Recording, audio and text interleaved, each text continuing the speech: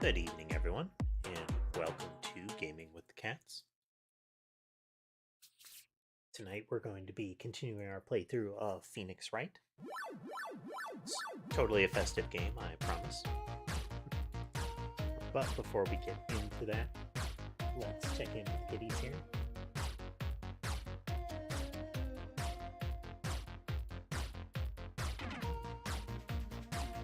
Adjust the cam that Sherbet is on here just a little bit.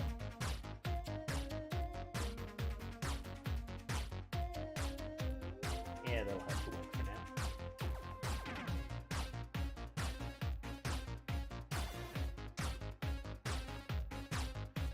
Thanks there, Jay Plays. That cat in particular. Well, let's go through the kitties. Top left, we have Rorschach up in the cat tree.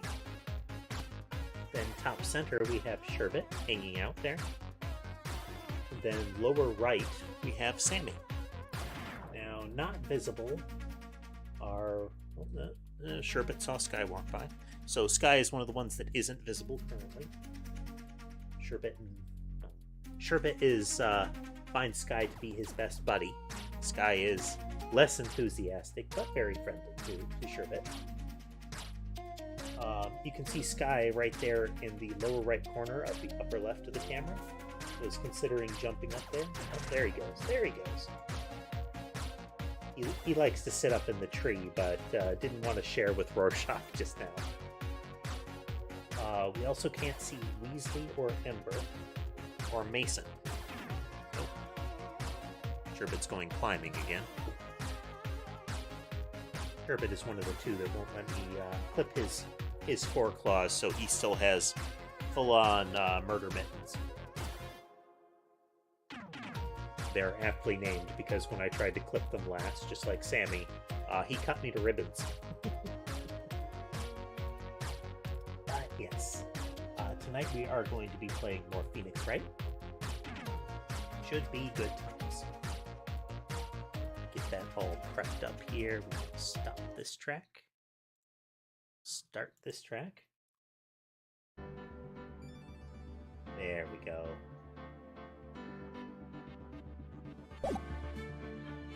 Phoenix Wright music. How are you doing today, J.A. Plays? Which one? This one.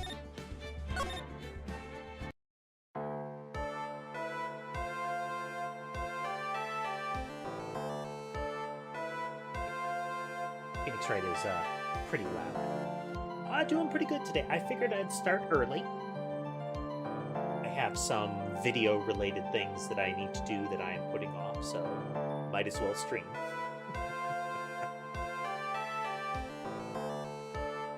Let's see. Let's try to remember where we were.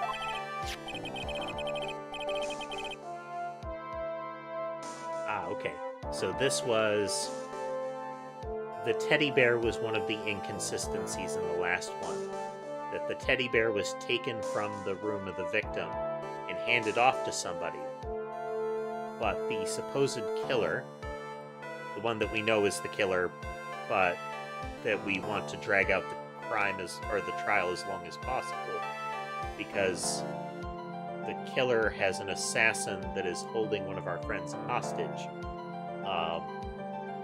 The assassin handed this off to the person that hired the assassin, but then the person that hired the assassin was sequestered to the hotel, so they can't possibly have been the one that took the bear back to the house. So it's plausible that they weren't actually the one that the assassin was interacting with. This is all very straightforward. Don't worry about it. Okay. Let's see here. The killer, the man who murdered the victim, handed this to his client. Indeed, poor Maya. You familiar with the Phoenix Wright games, J.A.? From this, one obvious question arises. Why this particular item? I believe the answer to that question will provide us with the name of the real culprit.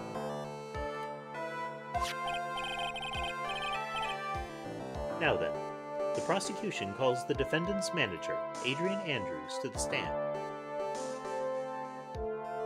That's the order that I'm planning to go through at J.A. Plays. I want to get through with the trilogy, and then we'll move on to the Ace Attorney Chronicles there.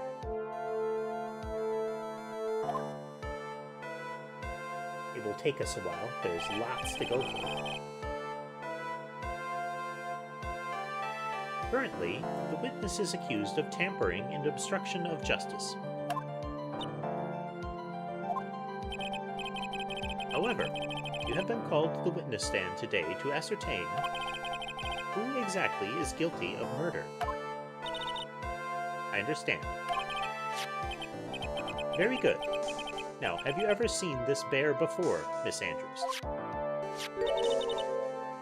Of course I have. You have seen it before? The judge is always so surprised by everything. That's right. It's only natural that the witness has. Miss Andrews, could you please enlighten the court to this bear's secret? All right. Why does she...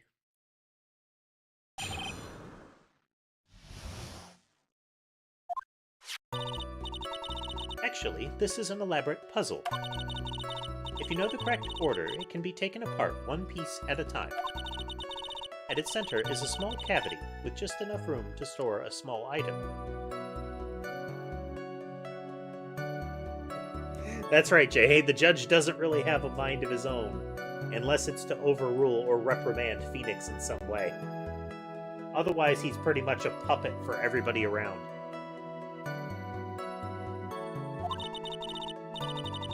Because of its complexity, if you don't know the order, you can't open the bear. You really can't tell that it's a small jewelry box just by looking at it.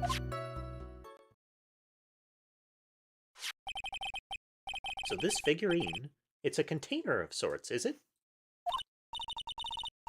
Yes, looks can be deceiving, wouldn't you agree? Yes, this is superb craftsmanship. Oh, yes, I nearly forgot. You may begin your cross-examination, Mr. Wright. It looks like there really was something to that bear after all.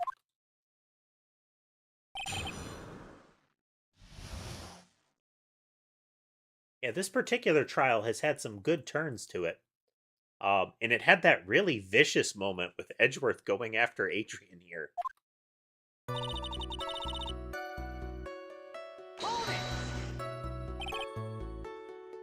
A puzzle. That's right. But it looks like an ordinary figurine.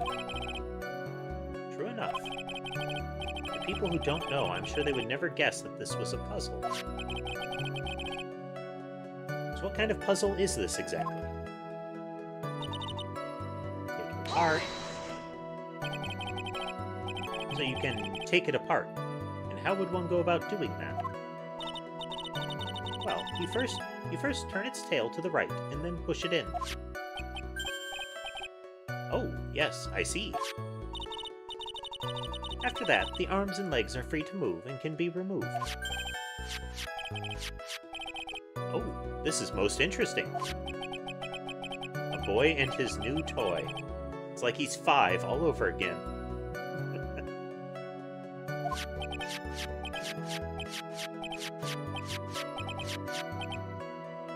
Like the little flashing bear indicating that he's fiddling with it as he concentrates very hard. Oh, don't mind me. Go ahead and carry on. I'm just going to keep playing with the evidence right now.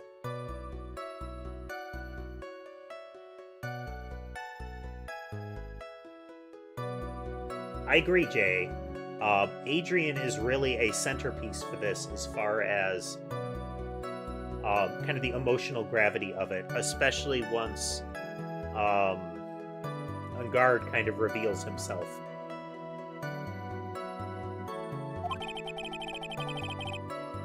So what do you find after you take the puzzle apart?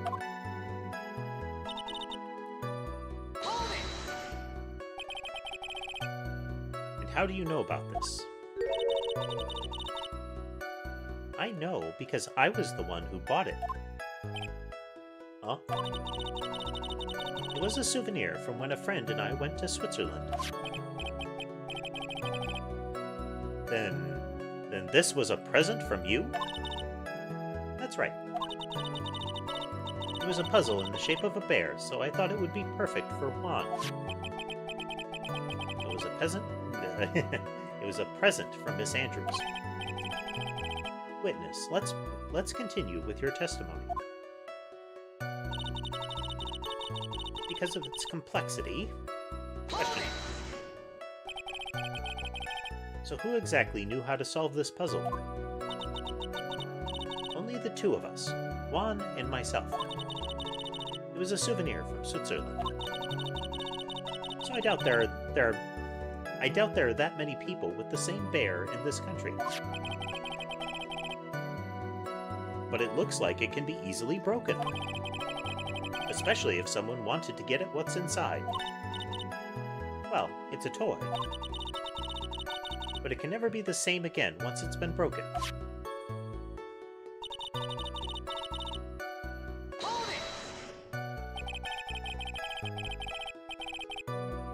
Who else knows that this bear is actually a small container or jewelry box? I never told anyone. And as long as Juan never told anyone either, then only the two of us knew. Two of you, huh? And of course that means Mr. Ungard didn't know, right? Pause. I think this is about all I'm going to get for now.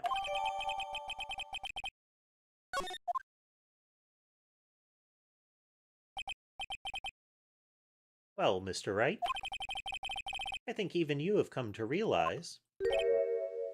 Huh? That there is one very important fact we have uncovered, and that is this. This bear is actually a jewelry box. Now that we have agreed to this point, there's only one logical question that can come next, and that is this. I hear a kitten rampage going on. What is inside this box? What's inside? That's right. That's what we are going to find out next. Witness. Yes. You are the only one who can open this. Please.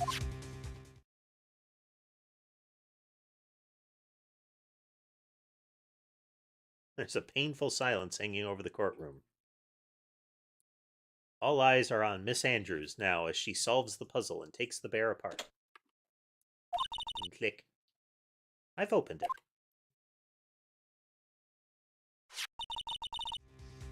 Is this what you wanted? What is that? It looks like a note. I don't think we need to guess at what this is. Do we, Mr. Wright? It's the suicide note. The suicide note? The suicide note, left by Juan Carita's former manager, Celeste and Pax. Until now, no one knew of its whereabouts, but just as we suspected, it was hidden. Hidden by the victim, Juan Carita himself.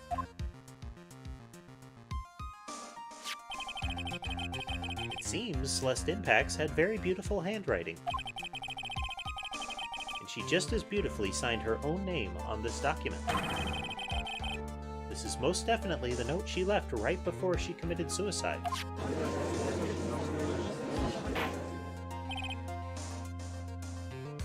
Order! Gavel!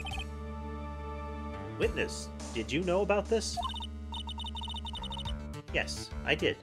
I heard all about it from Juan. When I discovered his body, I looked for the bear. I wanted to destroy the note before it became public. But I couldn't find it anywhere. Because it had already been taken by the killer. Everything is going at Mr. Edgeworth's pace.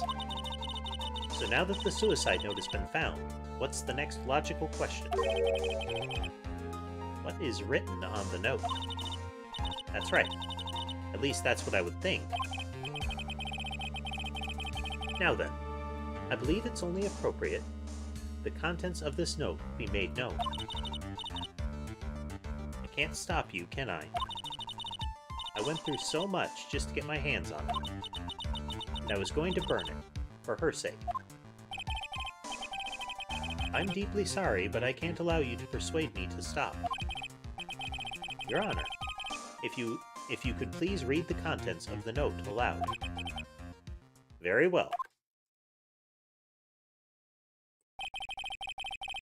Judge's voice rang out loud and clear through the deathly silent courtroom. In her note, Celeste Impax left to us a record of all that had happened to her. About being used and then thrown away by Ungard.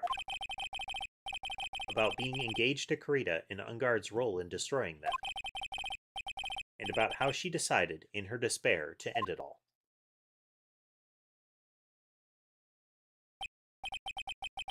Like, this is the first trial that gets really heavy in this trilogy. And that's all Miss Impax had to say.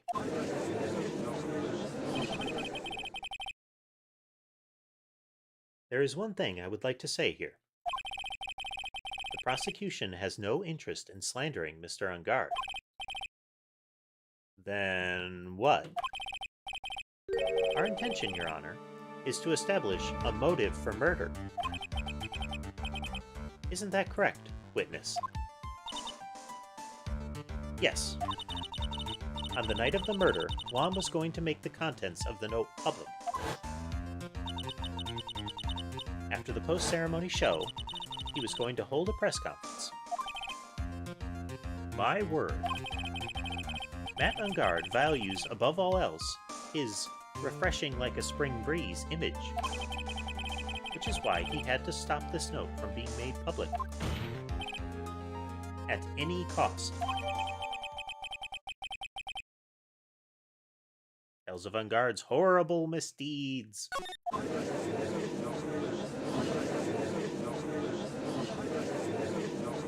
Rabble, rabble, rabble, mutter, mutter.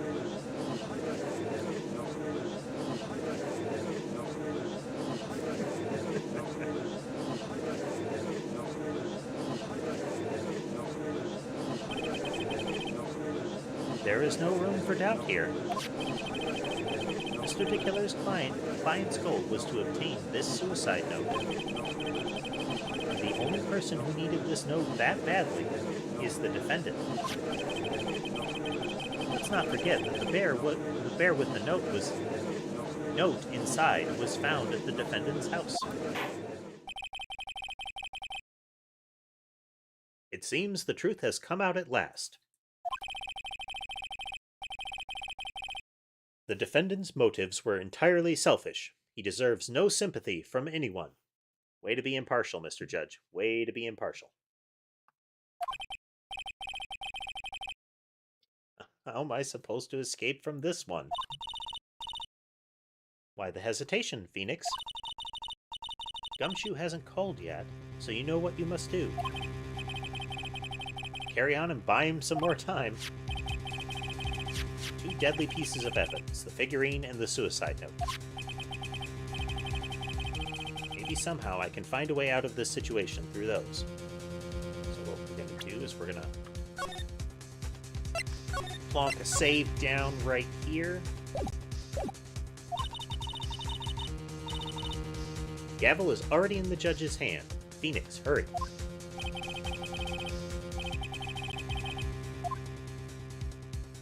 Let's see. Yeah, the game sets you back so far if you get wiped out, and a lot of times guessing costs you quite a bit. So being able to try to make the logic flow, and if you get it wrong, to research some more, is a lot less painful than making a guess and knowing that that's going to cost you the ability to guess later and require you to reload anyway.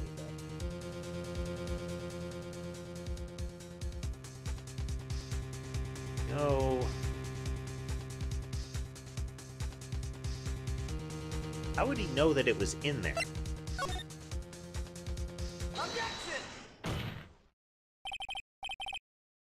Please wait, Your Honor. Like, how would he know that it was going to be a thing? Well, that's painful, Jay. Was it like your final penalty save? The assassin took this with him from the crime scene after murdering Mr. Carino. At the request of his client, of course. Ouch. So what's your point, Mr. Wright?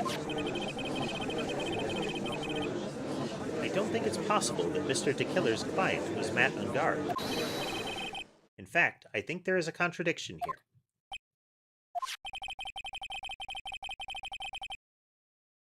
You can't tell just by looking at it that this bear is really a jewelry box. The chances that Matt Ungard thought the note was inside this bear are 0 to none. Oh, I didn't think of it that way. Phoenix Wright has a very emphatic nod like that. Like, he gets his neck below a 45-degree angle when he does that nod. If his hair wasn't obviously so gelled back, it'd almost be like a headband, you know?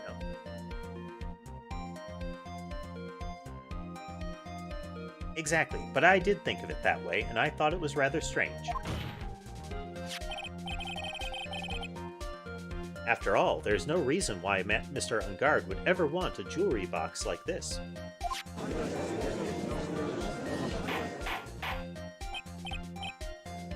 Gavel, gavel, gavel.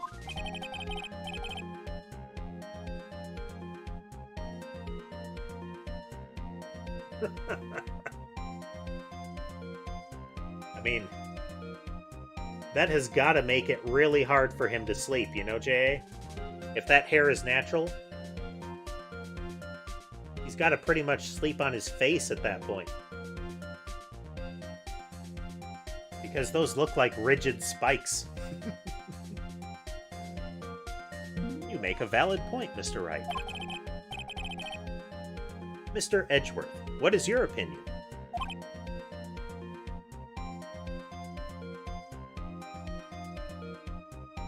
Either that, or he's got to have, like, really durable pillows.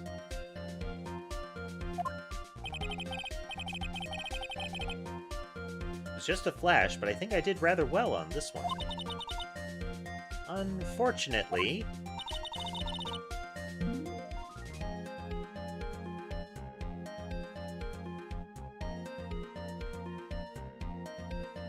it's got to sound like one of those, what are they actually called? It's like a mouth harp or something like that. Little plink plonk sound of metal being strummed, you know? I think he believes differently.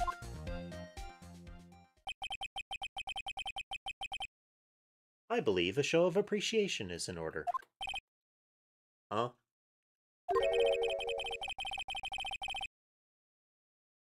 The defense seems to be in love with wishing more despair upon itself.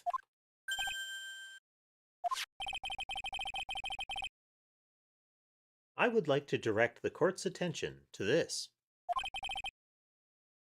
What is that?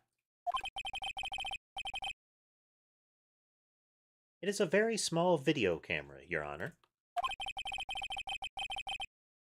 This type of camera is commonly used as a means of spying. Spying.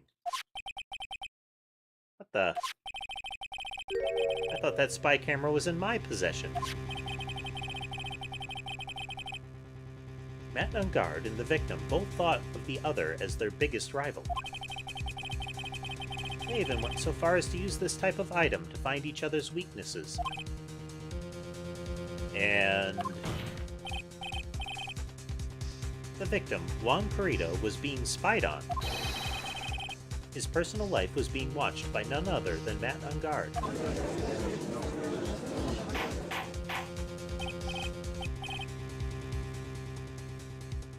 Gavel! Gavel! Mr. Wright. Yes, Your Honor? Don't tell me you knew about your client's spying activities. Well, sort of. Sort of is not an acceptable answer, Mr. Wright. I see you're confused, Mr. Wright. You're probably thinking, but I have the camera that was in the stuffed bear's eye. But this camera that I have is not the same one. Last night, I searched the victim's house on a hunch. Using this. Gumshoe's bug sweeper. By the way, Mr. Wright, the defendant's fingerprints were found on this camera. Matt Ungard's fingerprints were on there. Well, Phoenix, it looks like those cameras were hidden all over the place, huh? What am I supposed to say to that evidence? I think that this is the end. It's fairly obvious that Mr. Ungard learned of the suicide note through this. He was watching the victim all along. He got me good this time. I don't have anything to counter that.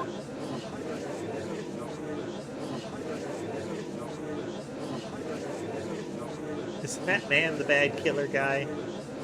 Don't look at him. The way he's sweating is just so nasty. Phoenix. Yes, Chief? Have you figured out what you're going to do next yet? What I'm going to do next? Is running away like a frightened child work? I mean, it might in this circumstance.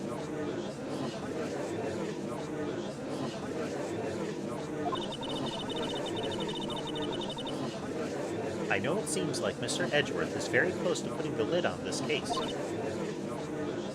But in his eagerness to prove his point, he forgot one very important thing. Well, what is it, Mia? There is a piece of evidence that he really should investigate. Something he should investigate? Say.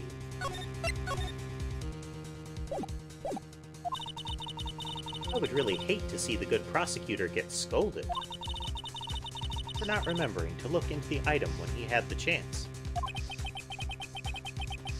Why are you speaking in riddles all of a sudden? Phoenix constantly being led around by the nose by the shadow of an actually good lawyer. Alright, I think this time we finally understand everything. Well, Mr. Wright? You don't have any further objections, do you? What is this piece of evidence that Maya is talking about? Can I figure out what it is that still needs to be looked at, or should I let it go?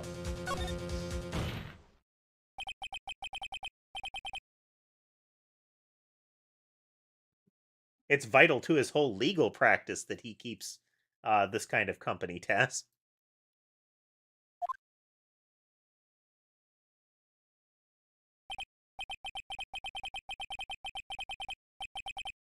That was about the weakest objection I've ever heard, Mr. Wright.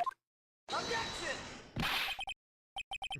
Your Honor, the defense has no intention of letting this go so easily.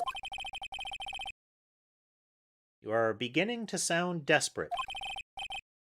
That's just your imagination, Your Honor. There's no desperation here. Please don't see any desperation in what I'm doing.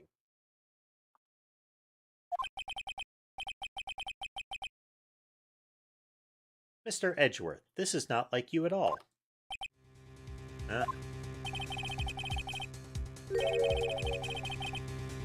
In your eagerness to prove your point, you've forgotten one very important thing.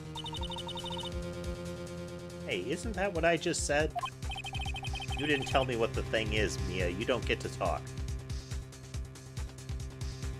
So you're telling me that I forgot something? You're so close, Mr. Edgeworth. But there's something you really should examine about this piece of evidence.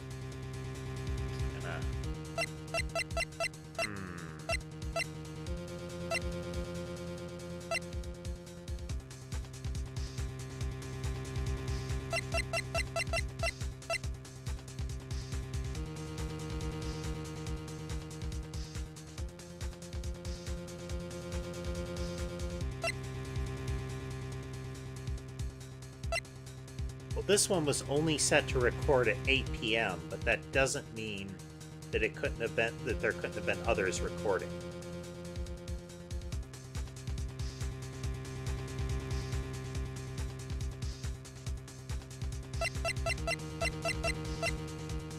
I think that's my guess.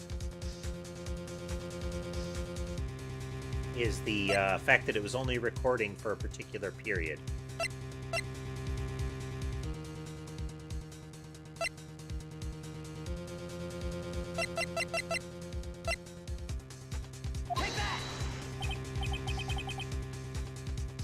It doesn't look good.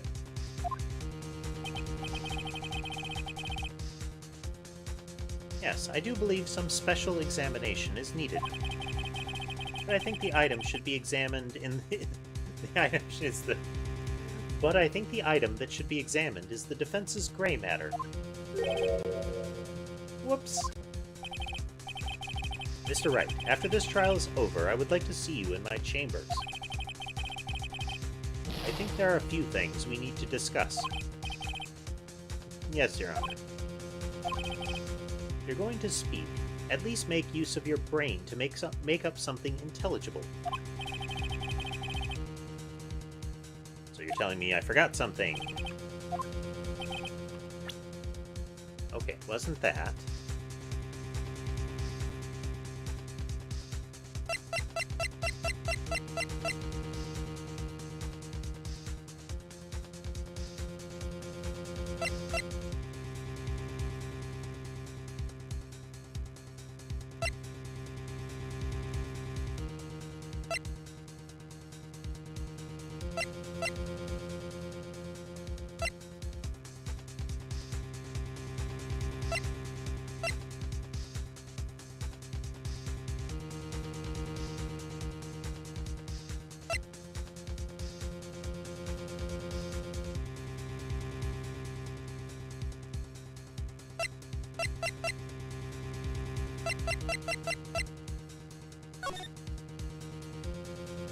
See anything there?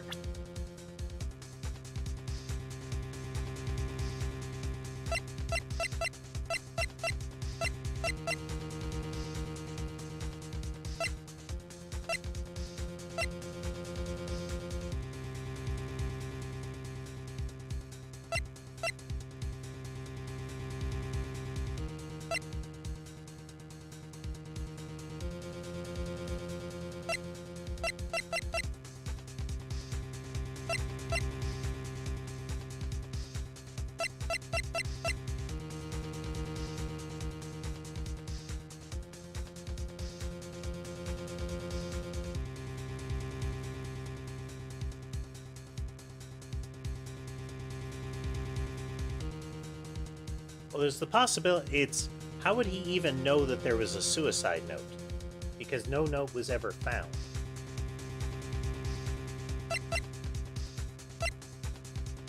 The presumption that it existed and that Juan hid it is kind of questionable.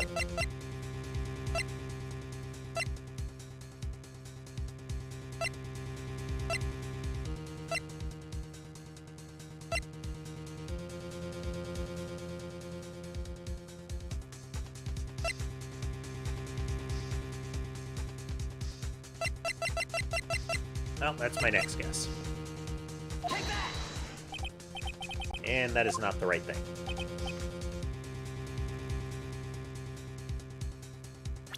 We are going to load that back, and we'll get right before this.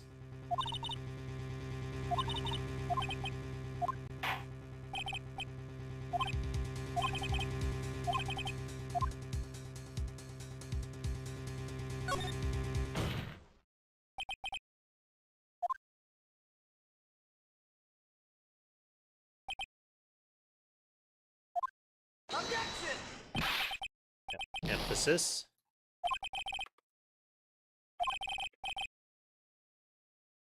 Put the save down here so we're a little closer.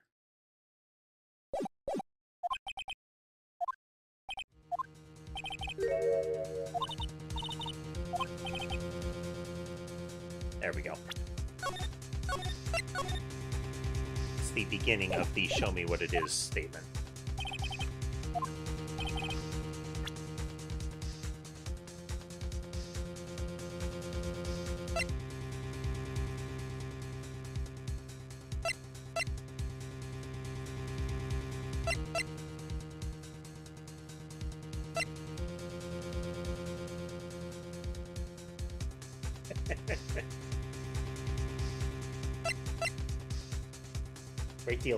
Great deal of intensity in the soundtrack right now.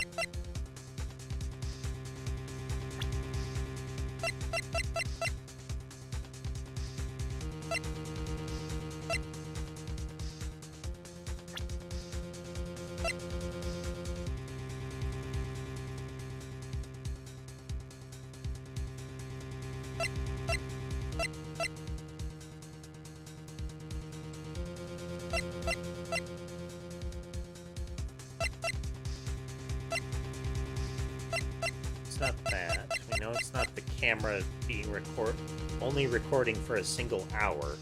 I guess the presumption is that they would find even more of them around, and that they could have seen them, like, messing with the puzzle and putting the note inside.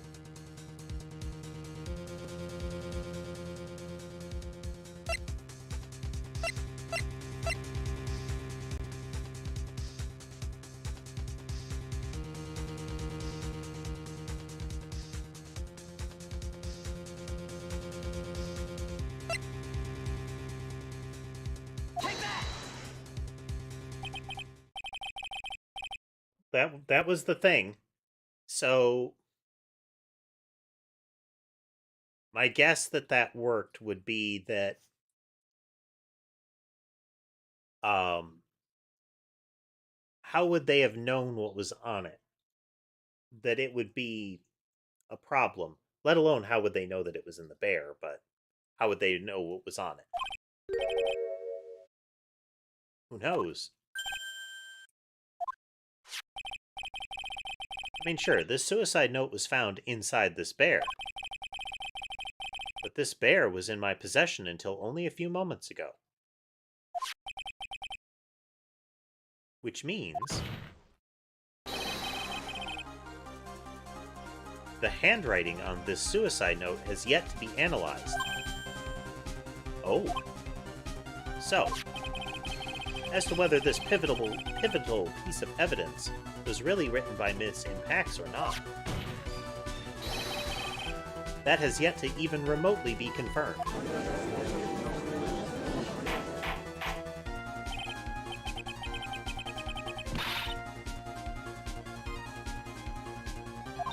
Mr. Wright, are you saying this suicide note is a fake? Miss Andrews, you were the one who tried to pin this murder on Mr. Engar. Who's to say you didn't create a fake suicide note and put it into this bear? How dare you? Your Honor, the defense is indiscriminately accusing the witness again. There is no evidence linking the witness to the suicide note whatsoever. He's one of the only people that knows how to open it. But if this is a fake, then the witness is the only person who could have made it. What? I still love how it zips back and forth between them when they do this. Recall the witness's testimony concerning this figurine. The only person other than the victim who could solve the puzzle is the witness herself. And her glasses explode.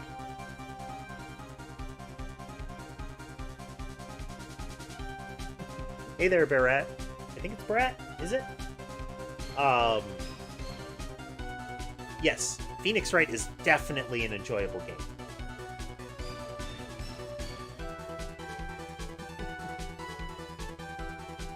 Commented in an earlier part of this case, but in addition to anger issues, she has a bandolier of glasses to use. Because every time that happens, she draws out a new pair and puts them on. Miss Andrews, you wrote this note, didn't you? You wrote it so you could use it to frame Matt Ungard. I did no such thing.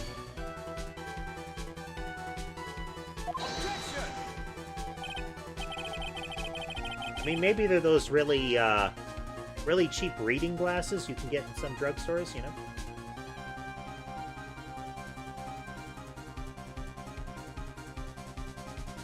Right. If you're going to pronounce this suicide note a fake, then show this court some evidence to support your theory. Mr. Edgeworth, you were the one who presented this scrap of paper as evidence.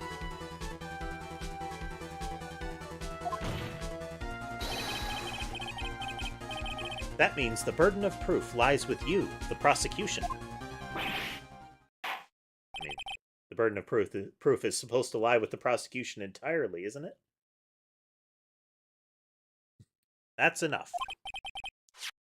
Mr. Edgeworth, can you confirm the handwriting on this suicide note? It is as the defense has stated. The handwriting has yet to be analyzed. When Edgeworth is angry like this, it looks like he's about to fly across the room and maul somebody, doesn't he?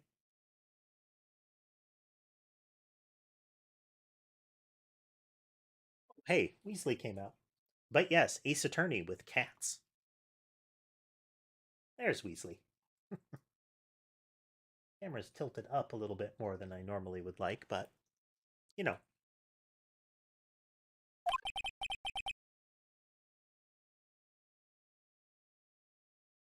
If that's the case, it seems that yet again we have reached a point where a verdict is impossible. Yep. You can see, like, he is so angry. Impossible. That's impossible. This isn't good, Phoenix. The judge is going to carry this trial over one more day. I don't think Maya will physically be able to make it another day. Well, thanks there, Brett. I appreciate it. If you're interested, a lot of the prior stuff. Oh. Well, hope you can swing by later. If you want to catch some of the prior streams of this, they are available on the channel. I've got a playlist for Phoenix Wright.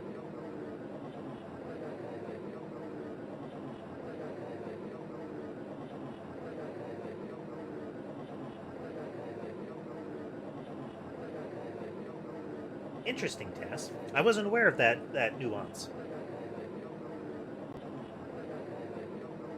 I hope to see you later, Brett.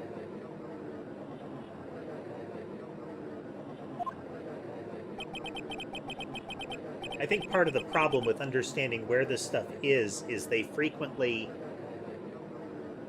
try to localize some of the places that they are. Be like, oh, let's make it like it's in the US, when there are aspects of it that clearly are not. I didn't want to do this, but I don't have a choice. I request that both prosecution and defense further investigate. Handwriting analysis, my butt. It's just the lawyer trying to buy more time. I think we've reached the end of the line.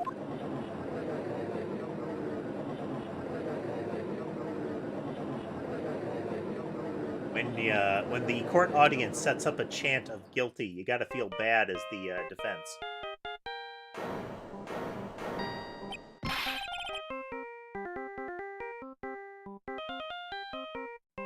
That's another one I didn't know. I appreciate that there's more media that has stopped doing that, but it's not gone entirely. The, trying to localize the whole concepts, you know? It's Gumshoe. Hello, Gumshoe? What is with him? And what's with that sigh? Where's Maya? What happened to Killer? He got away. What? I'm sorry, pal. I really am. I don't know what to say besides I'm sorry. I wish there was some way to make it up to you. I really do. Anyway, what's going on? We found his hideout, pal. But the two of them were already gone. This is terrible. I'm gonna keep looking for them, pal. Don't you worry. I just need a little more time. But don't tell me we don't have any more.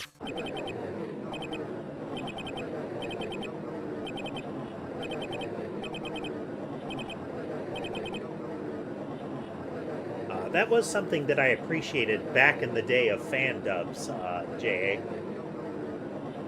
Was you would have some groups that when they were translating, they would not try to localize concepts, and instead they would put notes on the screen somewhere that would explain what they're talking about. Because there would be things that wouldn't cross over like that.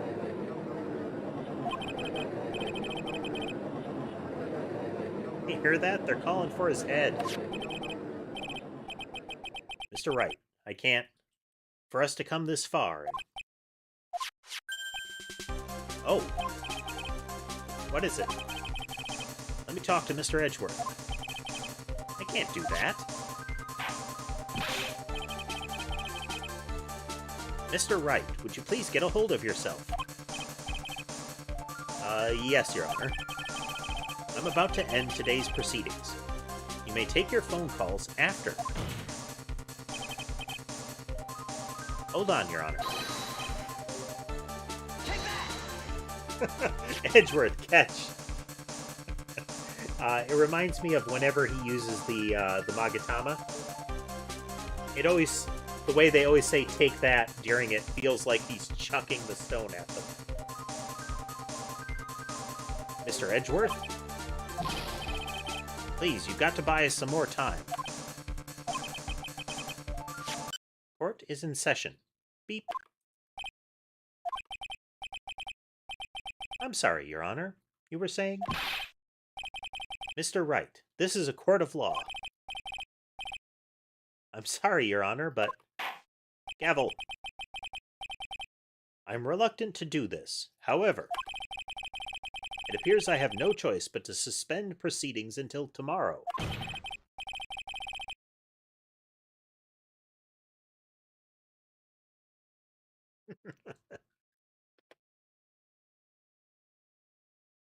Being somebody in the up in the gallery and ricochets back down, you know? Court is now adjourned for the day. Mutter, mutter, mutter. Objection!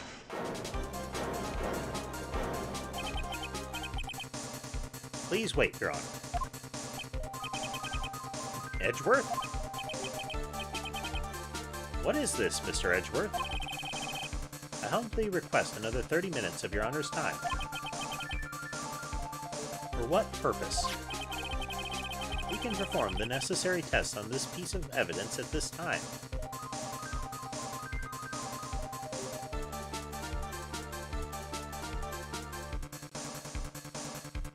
Yeah, it's pretty much, I would say degrees of smug and then about to kill you. Those are kind of like that's his range.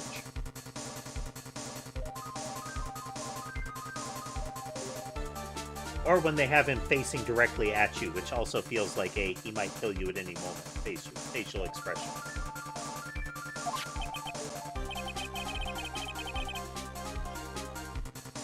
But can you really obtain your results in 30 minutes? I believe we can, Your Honor.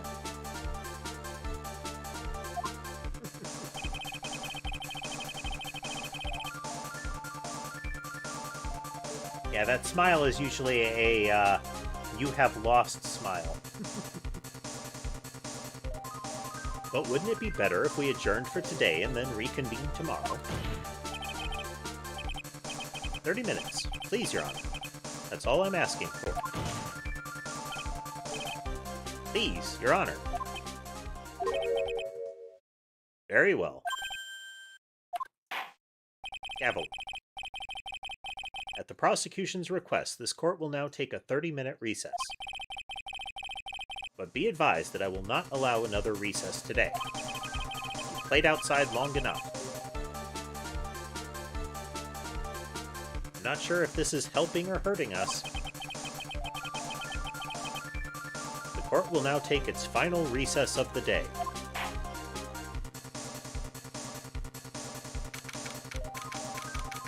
Tense music continues.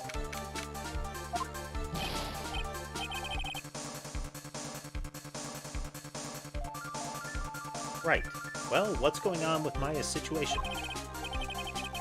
The killer. It looks like he got away again. 30 minutes? We can't find her in that time.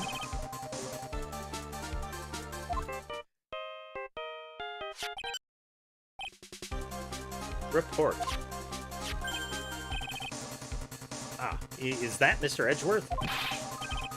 We don't have time. Just spit it out. Right. It looks like we just missed them, sir. But the killer left a few things behind by accident in his rush to get away. A few things. Can we use any of them as evidence? Weird laugh for Gumshoe. I thought you'd ask, pal. I've got the things he left with me right now, and I'm on my way over. Really? That's odd. Any items like that are usually sent to the crime lab first. We don't have time to wait for those guys, sir. When those guys weren't looking, I swiped the stuff and ran. Well, I mean, he's not part of the police force anymore. What? Well, I'm not a detective anymore, so I had to. I'm really sorry, sir, but I've got to put the law on hold for now. Sounds bad. I hope he doesn't get in too much trouble over this. My hunk of junk car, I'd say I'll be there in about 20 minutes, sir. Don't worry, I'll be there. Wait for me. Alright, just get here in one piece. I'm on a mission and no one can stop me now, sir. No one! Oh, so many people died on his drive over here.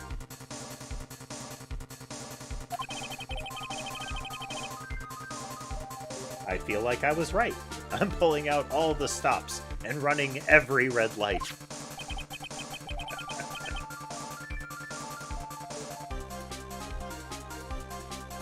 Items left by the murderer, huh? Maybe there's something among them that will be decisive enough to end this.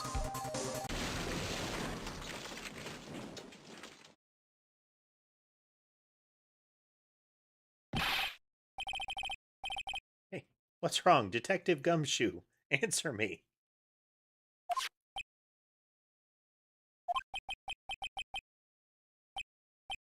No one can stop me.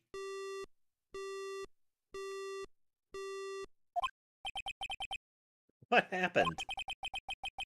It sounds like he had an accident. I'm guessing his cell phone broke as well. What was he thinking? We've got to hurry and call for help. But we have no idea where he is. His cell phone is broken and he wasn't driving a patrol car, so no radio either. Also, if we don't get to those items before they do, the police will take possession of them. We can't let that happen. Well, if there is a way we can find out where he is, then we stand a chance. Why did Gumshoe have to get into an accident now? Is there any way to find out exactly where he is at this moment? Save.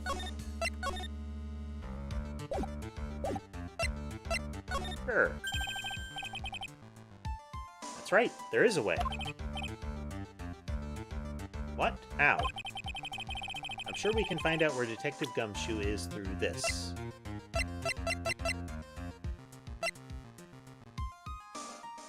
I mean, I would guess it's through the transmitter. Since he has the camera on him, doesn't he? Or he has a camera on him. But maybe he doesn't anymore.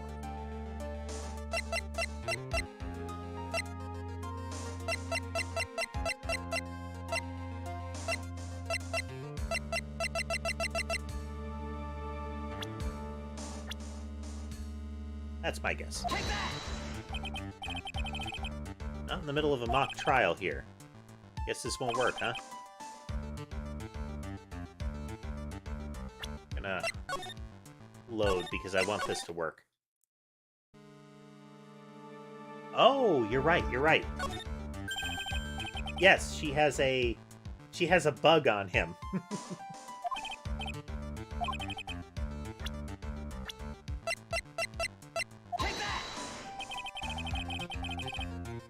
Why are you bringing up Franziska at a time like this? As I said in a prior stream, it's so that she can track him down in case she's in a whipping mood. Oh, I see. I'll try to get in contact with her. The chances are slim, but she's all we have. Franziska, will she even want to help us? Edgeworth. What is it? We don't have any right to judge anyone ever again. I don't. I know my client is guilty. But what I'm doing now, I'm pinning the guilt onto someone totally innocent and using the evidence to do so. It might be my turn to say, Defense Attorney Phoenix Wright chooses death. Right. It doesn't suit someone like you to cry useless tears. Whether you did your job well or not. That can only be seen after the verdict has been decided. The verdict? Is Prosecutor Edgeworth here? Yes, Bailiff? There's a phone call for you, sir. They said it was extremely urgent. They're probably finished with the handwriting analysis. I have to go take this call. In the meantime, think hard about what it is you must do. To be continued.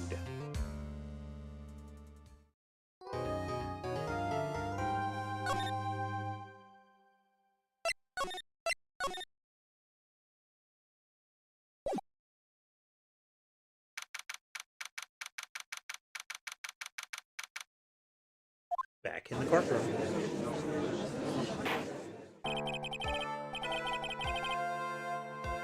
Court will now reconvene. I assume both sides are ready? Yes, Your Honor. Wow, they're both in a bad way.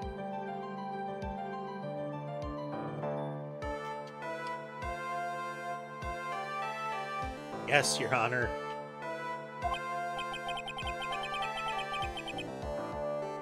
I can understand the defense acting like this. However, why do you also seem distraught, Mr. Edgeworth? Is that... It's nothing, Your Honor. What's wrong with Edgeworth? It looks like something unexpected just happened to him. Now then, Mr. Edgeworth, if you could please tell the court the results of the handwriting analysis on Miss Impax's suicide note. Yes, Your Honor. Unfortunately, we have discovered that this suicide note is a forgery. What? I was actually right?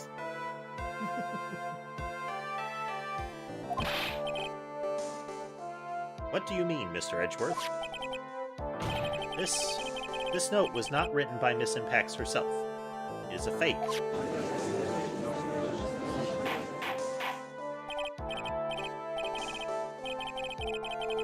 Gabble, gabble, gabble. Mr. Edgeworth, would you care to explain what's going on? If this was not written by Miss Impax, then who wrote it? We would need more time to do a more detailed analysis. However, it appears that the handwriting matches that of the victim, Mr. Juan Corrida. Mr. Corrida? Oh well. It looks like Miss Impax never left a suicide note after all. She never wrote anything about Ungard. However, Your Honor, even though this suicide note is indeed a fake, Mr. Ungard could not have known that, and so that fact remains unchanged. Acting under the assumption that it was real, he had plotted to possess it. That does sound very plausible. This theory that Ungard had no idea that the suicide note was fake. Something seems a little wrong with it.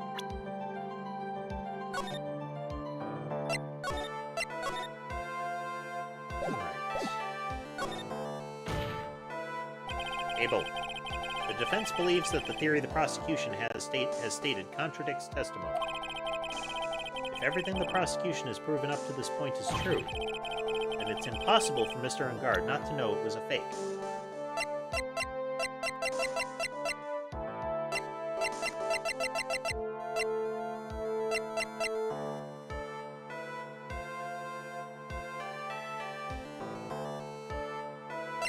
I mean, the cameras were an indication that he would know how to open it, and there's the indication that he stole the bear.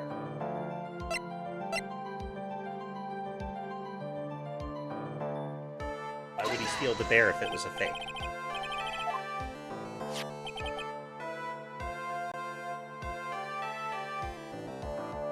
I believe that even more important than finding out if this note is real or not, yep, is whether the attorney's badge pinned to that man's chest is real.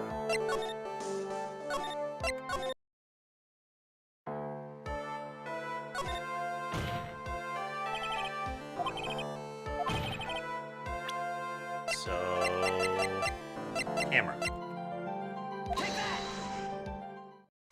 There we go. It's one of those two. What is this little item called again? A camera, Your Honor. It's a camera. A video camera, Your Honor. Well, a very small one, but... Oh, that's right. A camera. Ah, you kids and your fancy toys nowadays. Back in my day, it would have taken a tripod to set it up, and a man with a flash pan, and about half an hour.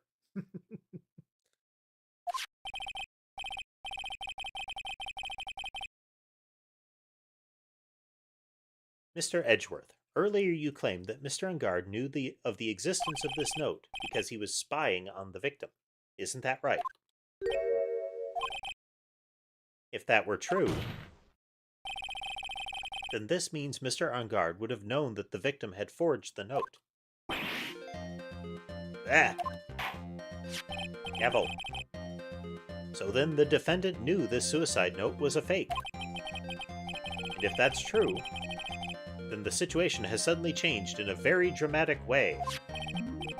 Dramatic in the terms of, like, a courtroom drama. A sudden twist. Exactly, Your Honor. The prosecution's theory as to what Mr. Ungard's motive for murder was, it has suddenly disappeared into thin air. But, Your Honor, it's not as if Mr. Ungard monitored Mr. Corrida 24 hours a day. Perhaps the victim wrote the note in a place Mr. Ungard didn't know of. Well, right back at you, Mr. Edgeworth. Why don't you show us some proof that the victim made the forgery at an unknown place?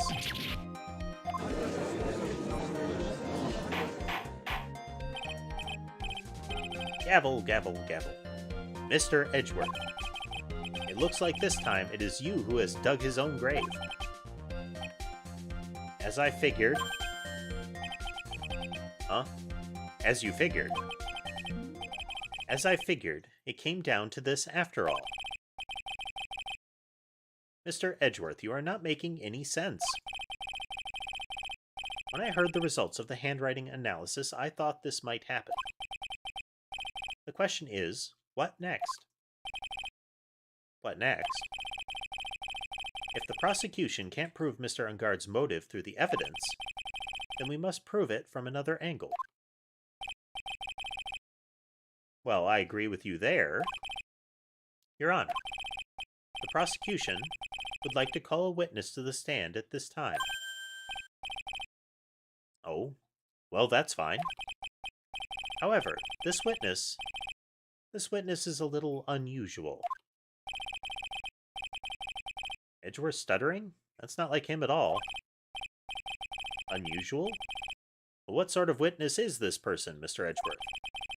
This witness is the one who is perfectly fit to answer once and for all the question of who was it that hired Shelley DeKiller to commit murder?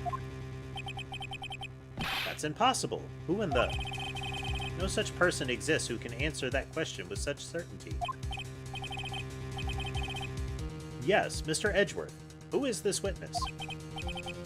It's He's pulling this out of thin air. Yes, go on. Who is it? The man himself, Mr. Shelley DeKiller. Oh, Mr. DeKiller. Hey there, Andrew. Pause. What? Shelley DeKiller?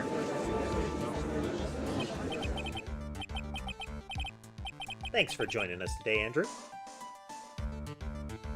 We are in the midst of Chapter 4. You mean the killer? Or, I mean the assassin. Yes, Your Honor. He's coming here, to the witness stand. Well, yes, in a manner of speaking. I recognize that this is a very unusual circumstance, so I ask for your permission. Well, Mr. Wright? Yes? Is this all right with you? Do I have a choice here? I can't really do much else to drag this trial out. The defense has no objections, Your Honor.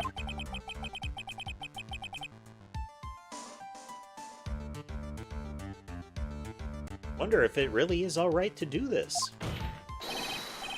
Very well, then. The prosecution calls its witness to the stand. Edgeworth, is there no other way left to us? Now then, witness. Your name and your, occupation, please.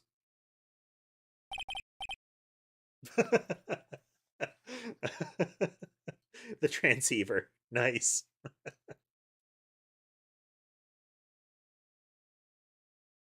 Very good, sir. Very animated transceiver. My name is Shelley DeKiller, and I am a professional assassin. I say, what is going on here?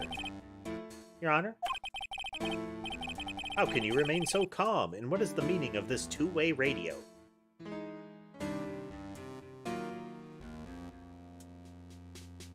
Yeah, you could really see him being a, like a fancy barista.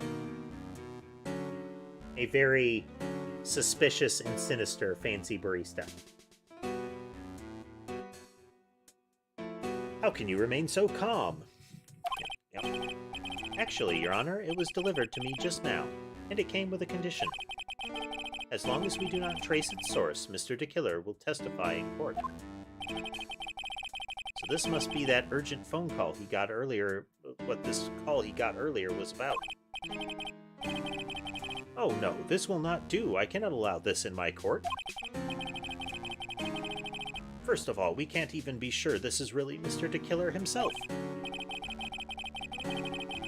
Witness, please present some sort of proof that you are, in fact, Shelley DeKiller. I understand. Please wait a second. Pause. I'm so hungry. Maya. A voice. Mr. Wright, can you confirm anything from this? The defense has no objections to this person. We are satisfied that this man is indeed Shelley the Killer.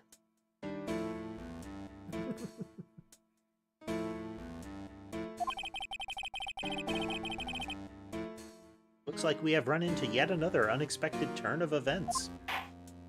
Gavel. Well, it doesn't seem like we have too many choices under these circumstances, so... Now then, witness. There's one thing I would like to confirm before we speak of anything else. And what would that be? At the request of a client, you killed Mr. Juan Carita. Is this correct? Pause. It is as you say. I did indeed kill Mr. Carita. Gasp. Gulp. Now that we have answered that, let's move on to the name of your client. Very well. This is all just a bad dream. Yes, that's it, a bad dream. Shelley the Killer. What is he going to say? Radio testimony.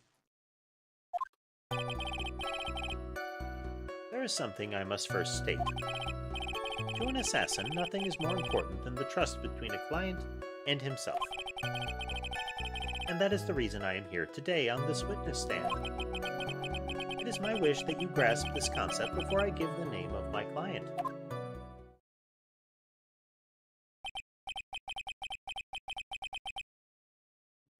Mr. the Killer seems to be a very clever man. I'd almost say he seems to be mocking us. Well, he may appear to be our enemy, Your Honor. Mr. the Killer is only stating the truth. He is no hypocrite. He has always stood by this one belief. You mean about this trust between his clients and himself thing?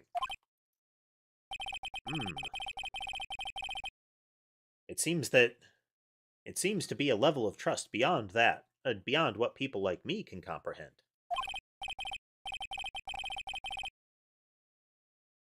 Well, Mr. Wright, are you ready to cross-examine the witness? Yes, Your Honor.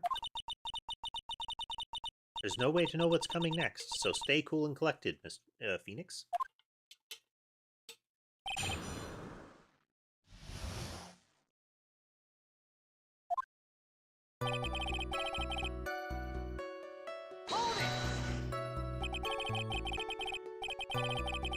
Thanks there, Remiru. Yeah, cat cam is an important part of this this stream. Let's see if we can spot more of them. Oh, okay, we've got 4 visible right now. Top left, front to back is Sky and then Rorschach. Top center there is Weasley. And then bottom right is Sammy. There are 3 that aren't visible right now. Ember, Mason, and Sherbet. Just making sure. Sometimes Mason is, like, camouflaged in the play area.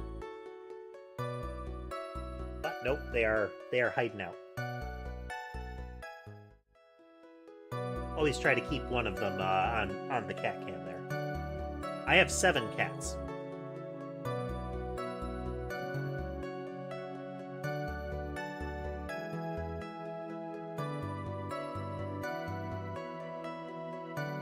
We can hear anything you have to say later. Can you please just tell us your clients? I don't think you understand your place, Mr. Attorney. I said this is something I must first state. Do you know what the word first means? Sorry, go on.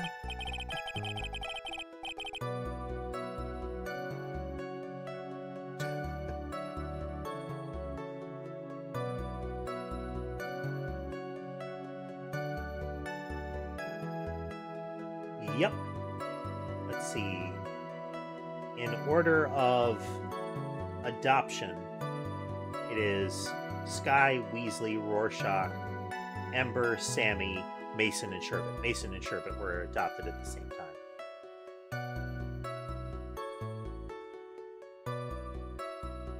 Well, it appears that this is one witness you can't badger, Mr. Wright. It's only because you don't know about my situation. Nothing is more important than a trust. The trust between you and your client?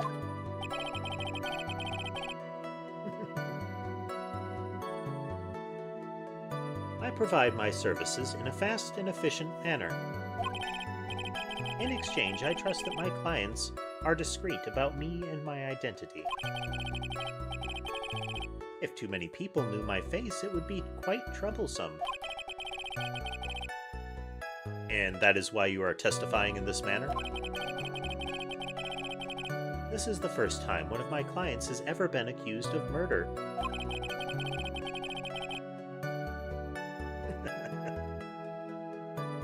The fact that it's a little animated, that while he's talking it sort of bounces around, is good.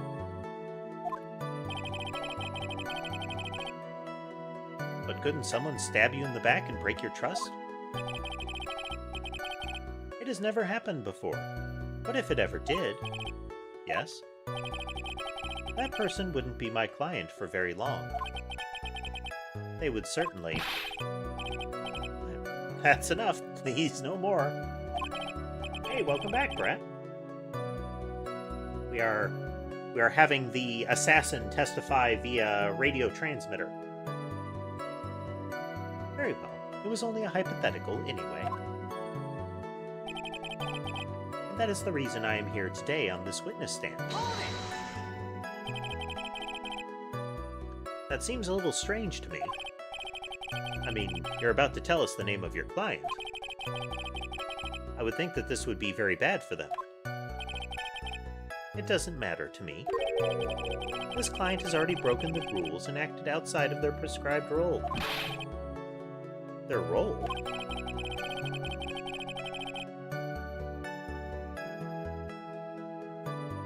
Nice. This person tried to implicate another of the crime in order to save themselves. And this is a trespass that cannot be forgiven. Who gave you the right to be so high and mighty? To the gentleman who spoke just now. Excuse me, but would you care to die? No, I didn't say anything. The judge had better watch himself. It is my wish that you grasp this concept before I give you the name of my client. We understand, so please tell us the name of your client. I'm afraid I cannot do that. I still have a few things to say before I do. Egomaniacal. It's not good for your health to be so aggravated.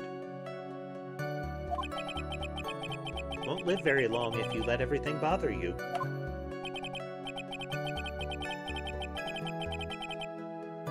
Somehow, that coming from an assassin makes it less than comforting.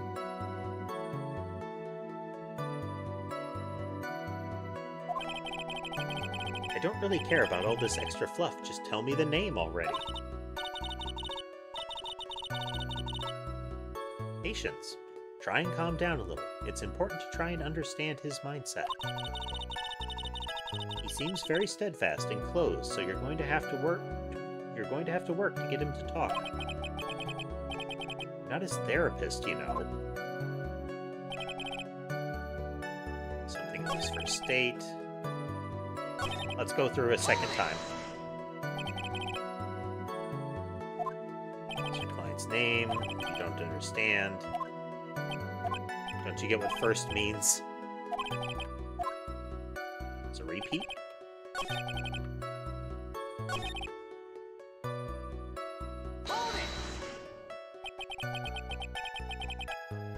Trust between you and your client.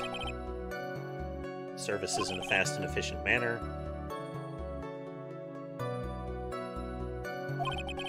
Agreed about my identity.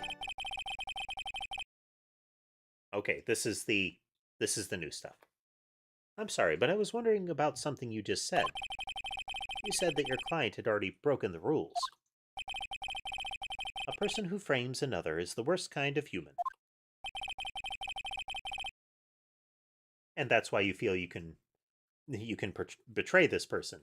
Yeah, you it is useful. The music stopping generally means that you have either answered correctly or something important is happening. Or both. I have no trust relation with a client who can't understand their assigned role. Just my luck, an assassin with a conscience. Who would have figured? Now then, everyone, do you think you can understand my logic? Case keeps getting better and better.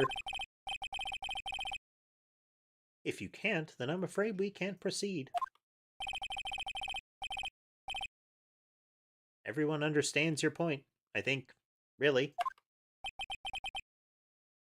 In that case, I believe I am prepared to disclose the information you seek.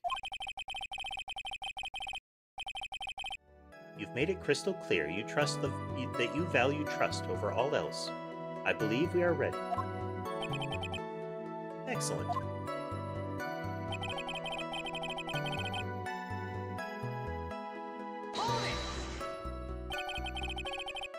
The reason I'm here seems strange. I think this would be very bad for them. It doesn't matter to me, they've already broken the rules. Try to implicate another.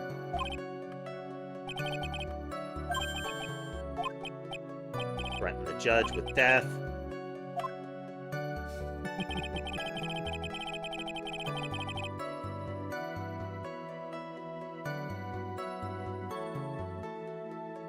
Now then, I do believe it's about time I revealed the name of my client. Don't you agree?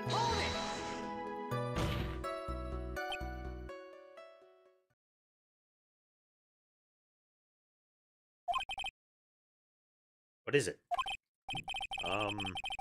No, I can't bring myself to ask the client's name. If you can't ask it, Mr. Wright, then I will. Witness. What is the name of your client who requested the murder of Mr. Juan Corrida? That person's name is...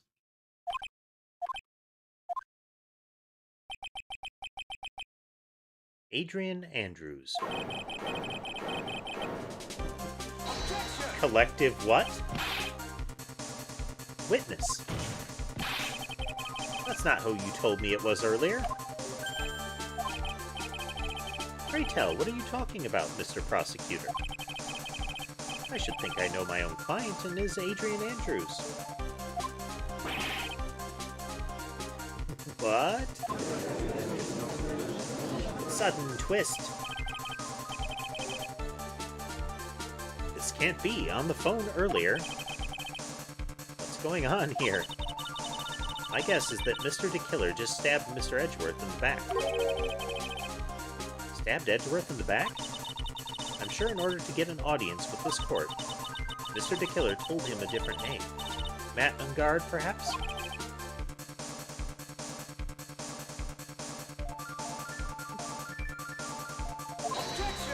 Stuff tends to start happening very quickly in this series. This is outrageous. I was deceived. This witness is telling a very serious lie. But you were the one that summoned this witness. Shelley DeKiller. My testimony is the truth. The defendant at the moment is Matt Ungard, am I correct? All I wish to do is help procure his acquittal. Wow. All of a sudden, it feels like we can actually win this. Yeah.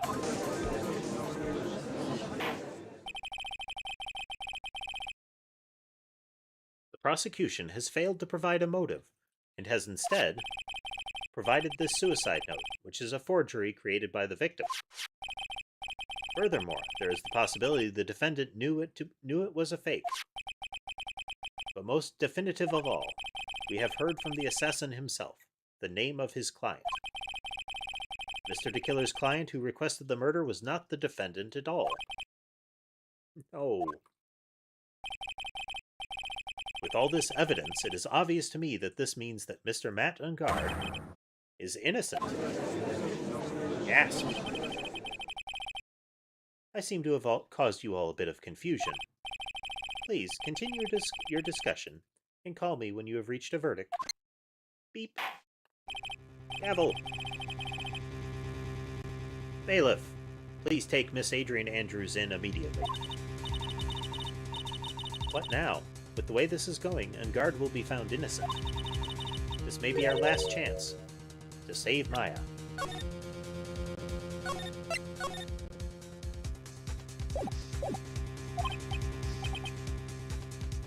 Yeah, but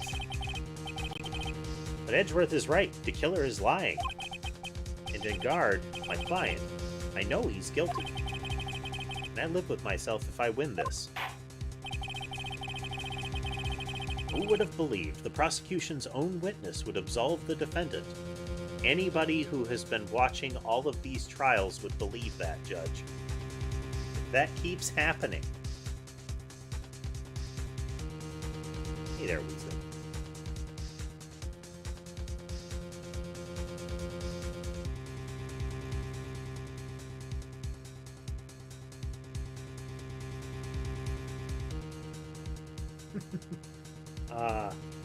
This is, when I adopted him, I asked folks for suggestions, and it was, I believe it was Weasley from Harry Potter, you know, as in orange hair.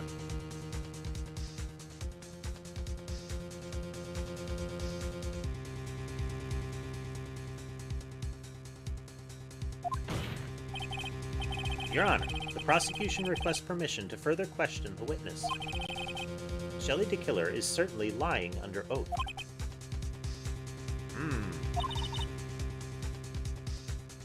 It wasn't me. Listen, everyone, please.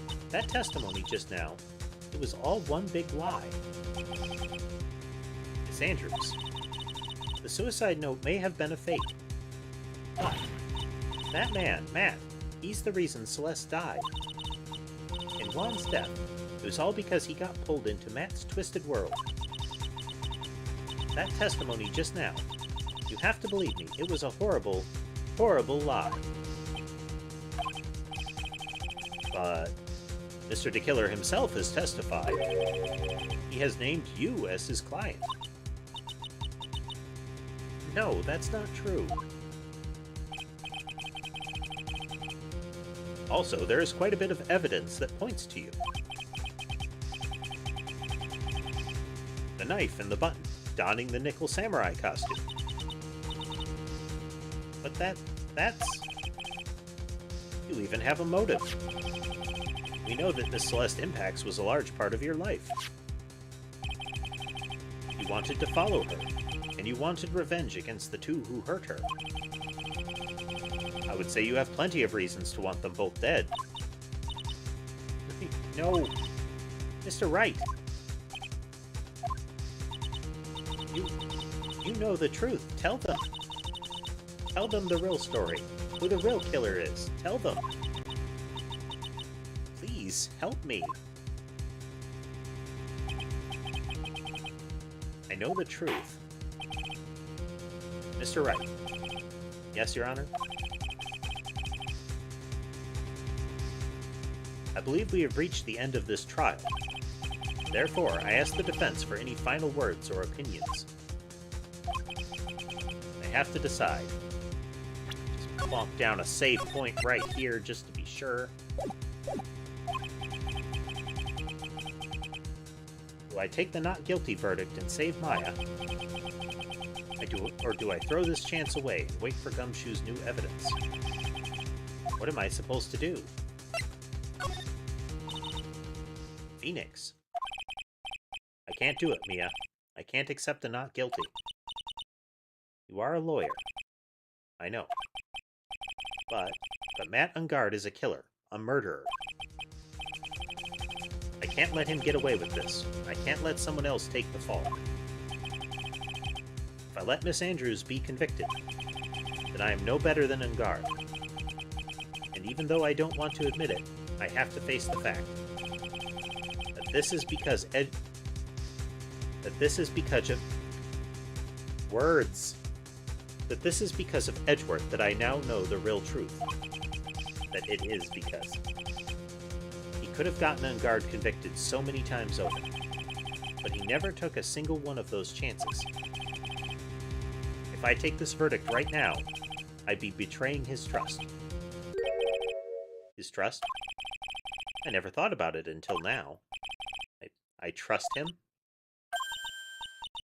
Yes, you do. Yes, Phoenix, I can read your mind.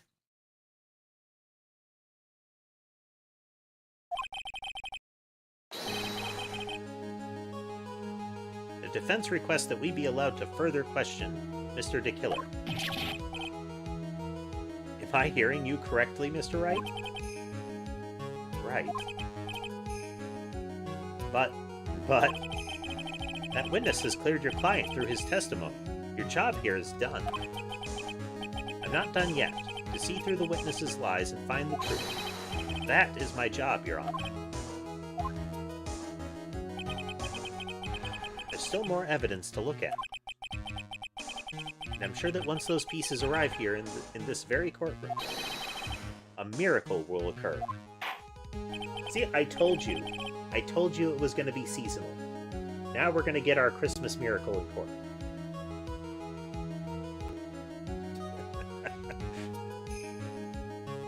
Well, his job is certainly not to investigate and know what he's actually talking about during the trial, Tess. Mr. Edgeworth, please reestablish connection with Mr. DeKiller. Right away, Your Honor.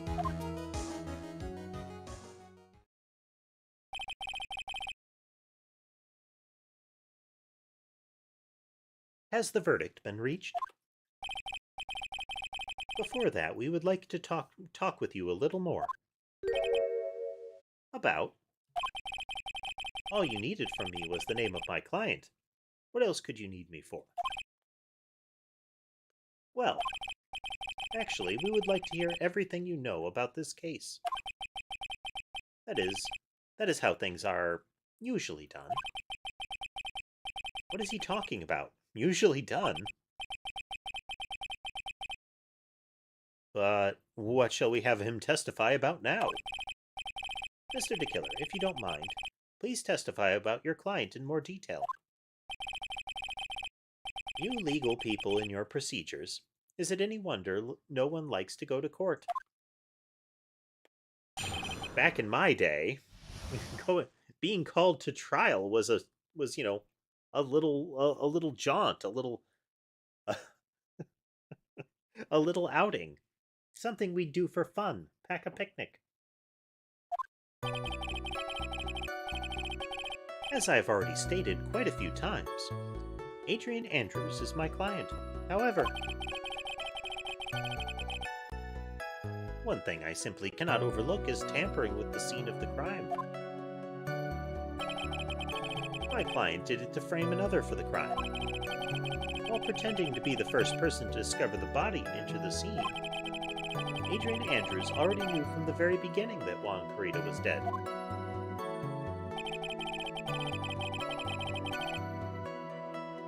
Nice, Brat! It's always good when a video get some traction right away, you know? But even more appalling is the creation and planting of the knife and button. That act is what I was referring to when I said my client had broken the rules.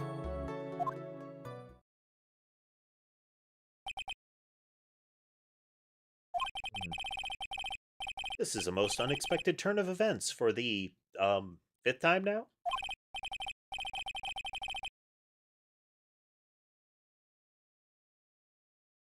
I'm very interested to see how the radio reacts when it's caught in a lie. Because all of the witnesses have, like, a violent reaction animation. However, this time everything has finally been revealed. Objection! Just a second, Your Honor. Yes, Mr. Edgeworth? We still have the cross-examination to do. But you don't need to question testimony like this. Do you, Mr. Wright? Your Honor, the defense will question the witness. As if I had a choice here.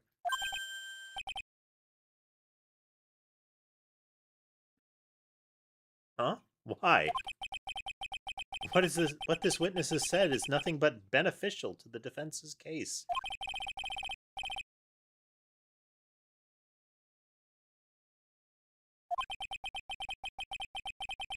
And I'll expose the lies of that oh-so-beneficial testimony, I suppose. I don't understand what's going on anymore, the judge said, speaking for the audience. That makes two of us.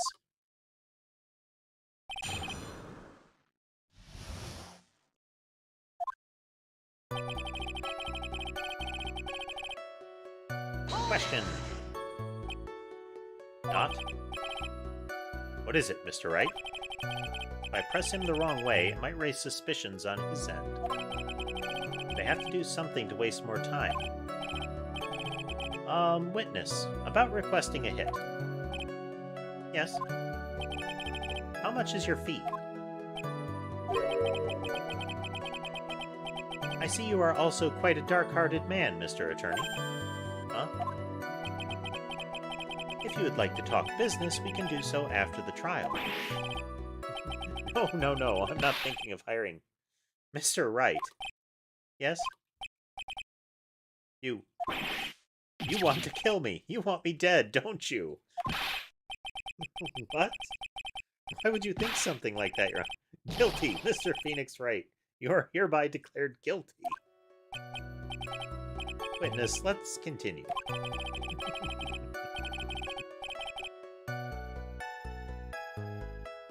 Why did you disclose the name of your client? They're your client, are they not?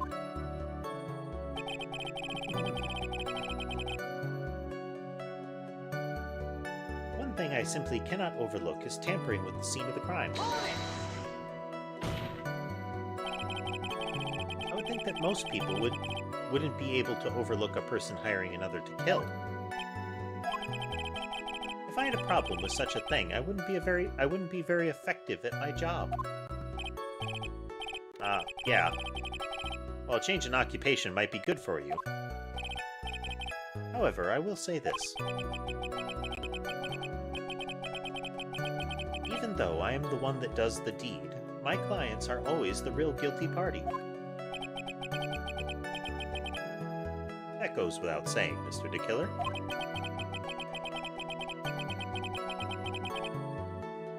And their fate is to live with the knowledge of their guilt on their shoulders. However, my client this time thought they could run away from their guilt.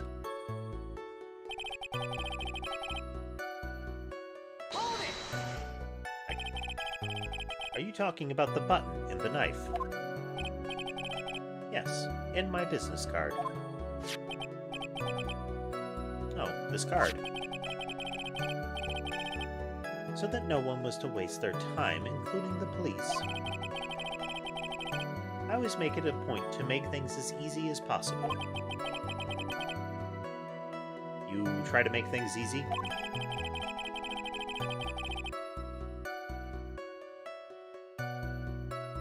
My business card makes it very easy to identify who carried out the service. He's pretty devoted to his work. You have to respect good work ethic.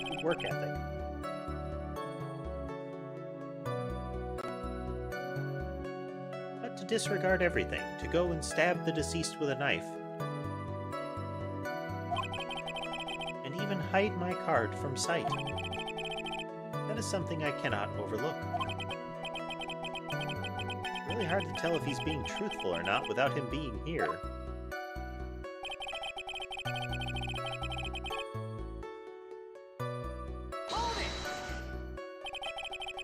So you're saying most clients wouldn't do such a thing? Hide evidence and whatnot. Manufacture evidence. That is correct. Usually, most people try to create an alibi for themselves. If you should use my services, Mr. Attorney, I would suggest you plan for your alibi, too. No, I already told you I have no intention of using your services. Ever. Why does he keep looking at me like I'm the one on trial here?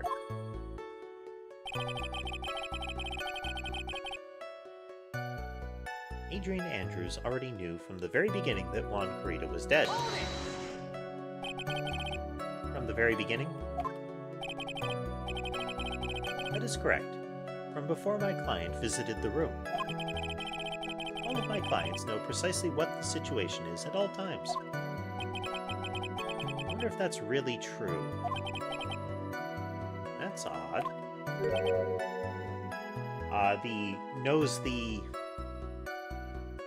Knows what's going on at all times is contradicted by the camera being there.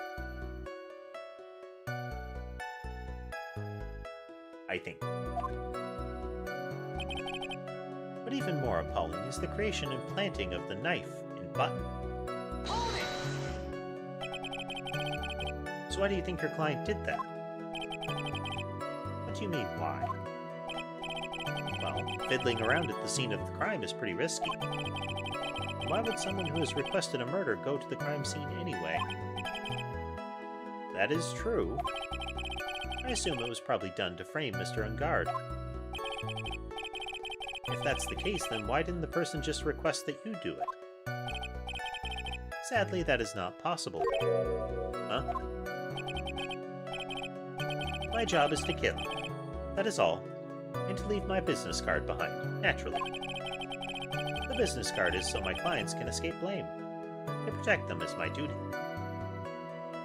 Well, thanks for joining us, Jay. Hope to see you again later.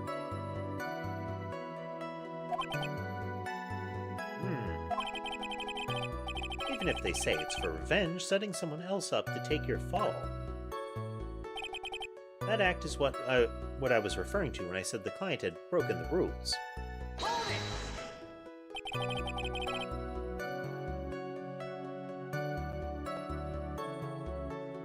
That's all you have to testify? Yes. And I pray that I will never be called to the stand again.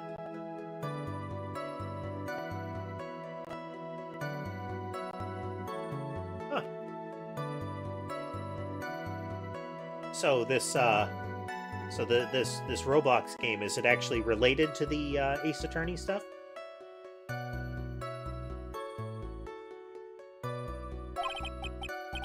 Again, as in you plan to continue? I must, as I have yet to find a person to take my place and become the fourth successor. Actually, how would you like a new life, Mr. Attorney? Phoenix Wright, Ace Assassin. Now see, there's a spin-off I could get behind. You get like an Assassin's Creed Ace Attorney combo going on.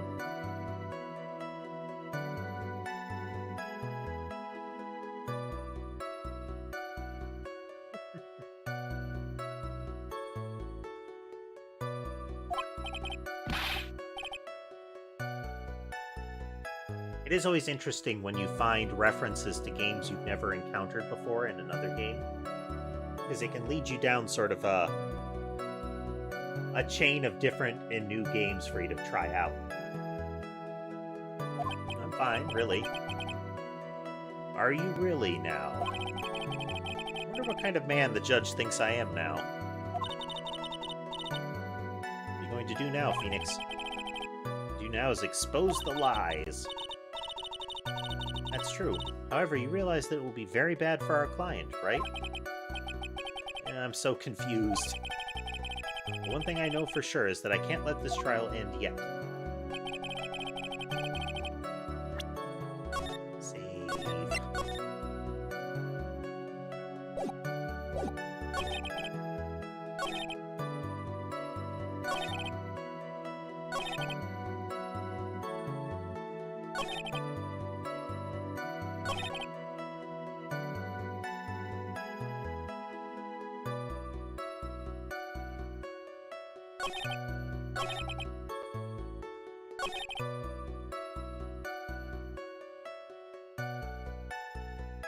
Let's check our evidence list here.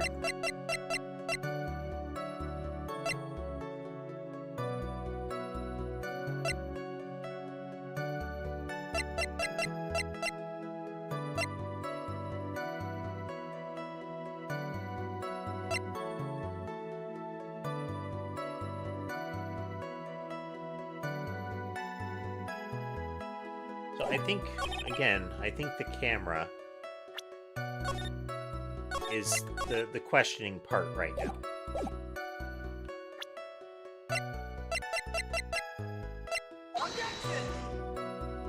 Nope.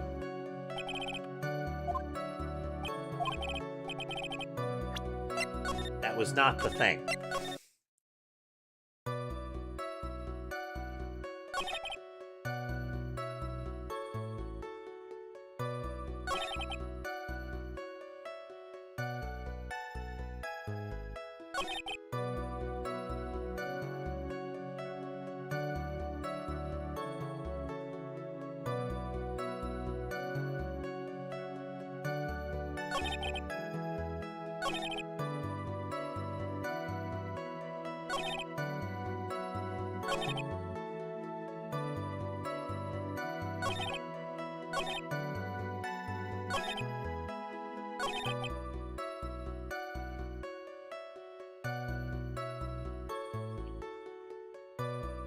Tamper with the scene of the crime. Oh. Then why did he take the bear?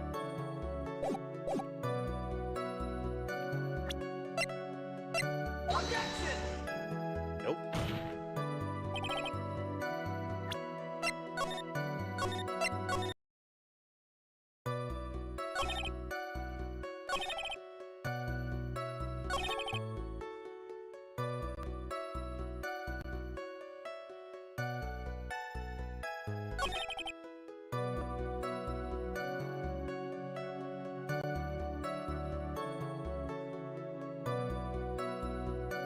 I mean, there's enough games and there are enough games in the series that you expect that you start to build up kind of a backstory. Like in this case in particular, they reference a prior case pretty often.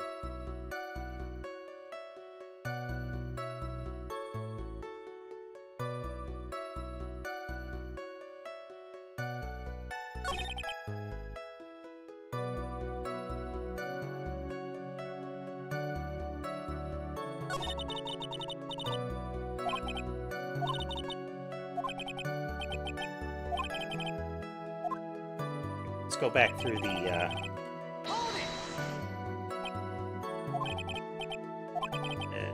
pressing the wrong way. Busting a hit. Judge gets upset, thinking I'm going to murder him. And from here on out, the judge is super suspicious of me.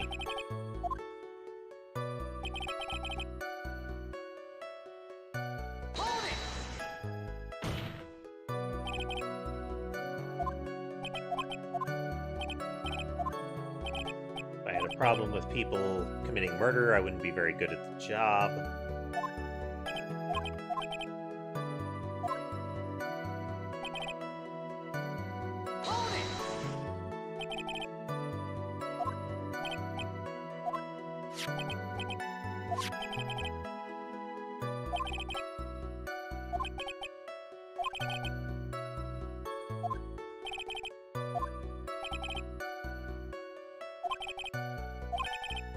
Hide my card from sight. Okay, that's another one that we might be able to poke at.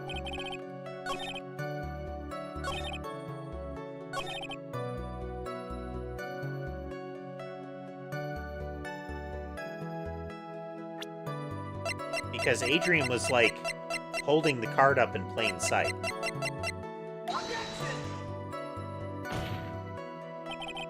Nope.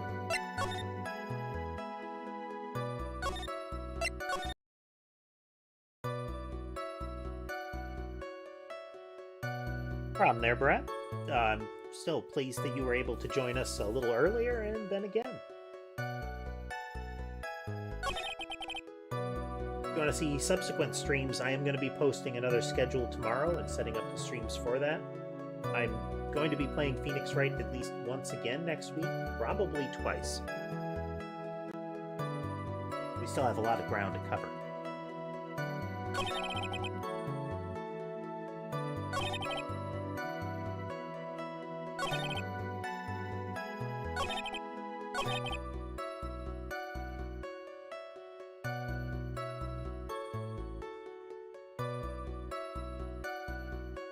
I'll be glad to have you on the stream either way.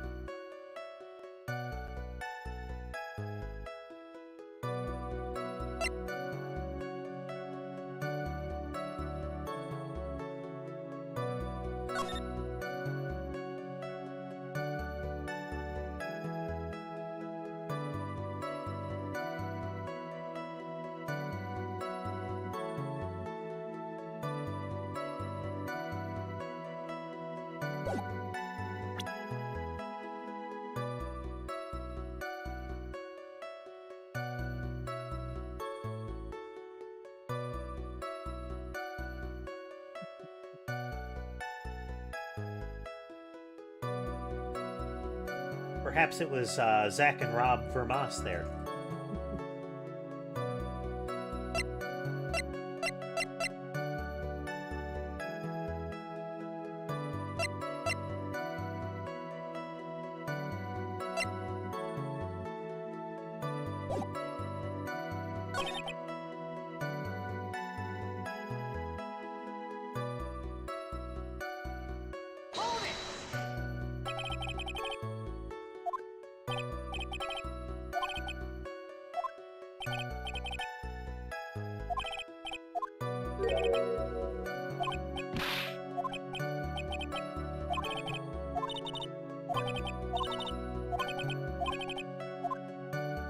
Gotta find the precise spot, you know?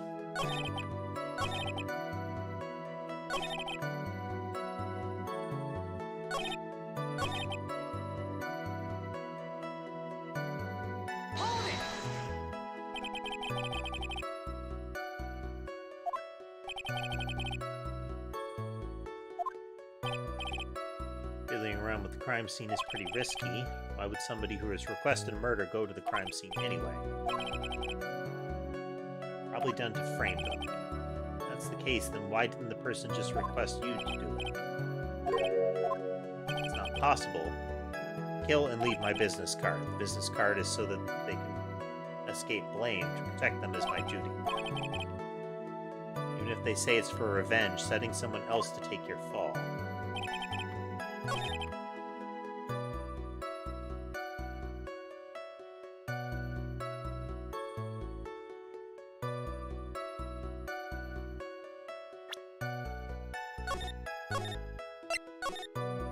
Saved it in another spot. Didn't need to do that, but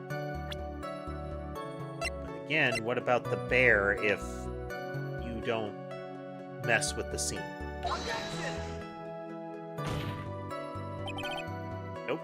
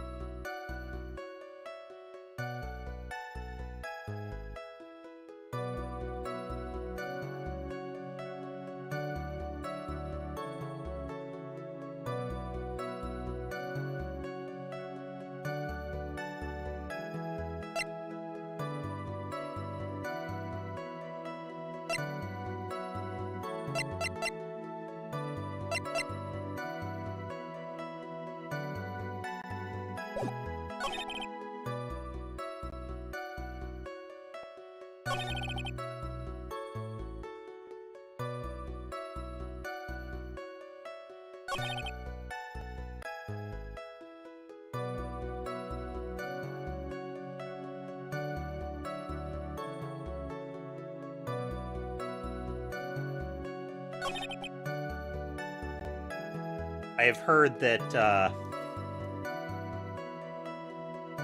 Roblox is, as an organization itself, and many of the development groups associated with it are not necessarily on the up and up as far as proper IP management and attribution, let's say.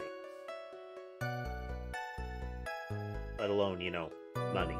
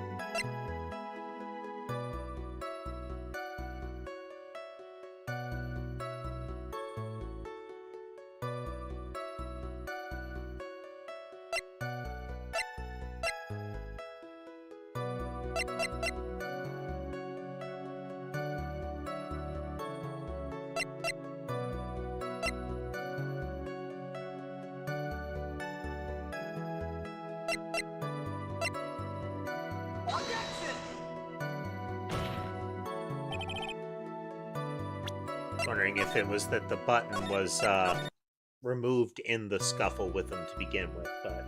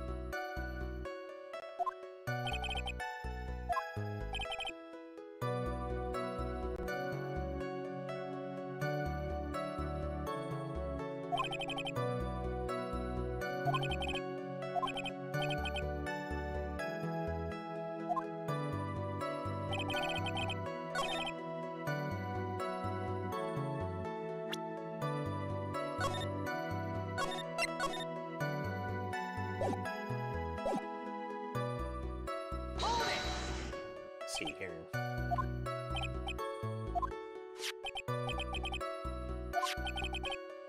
Button and the knife and the business card.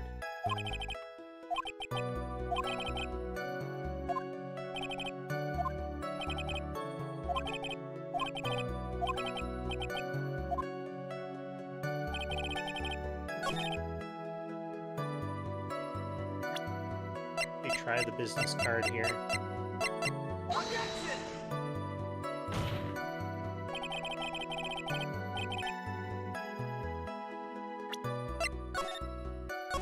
We did. It didn't work then either.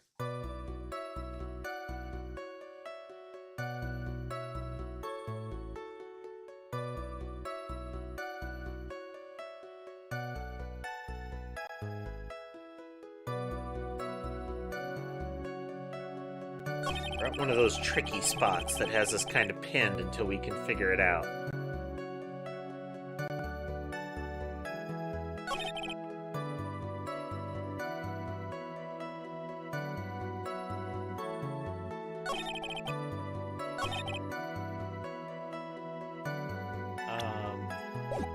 How about a glass of juice?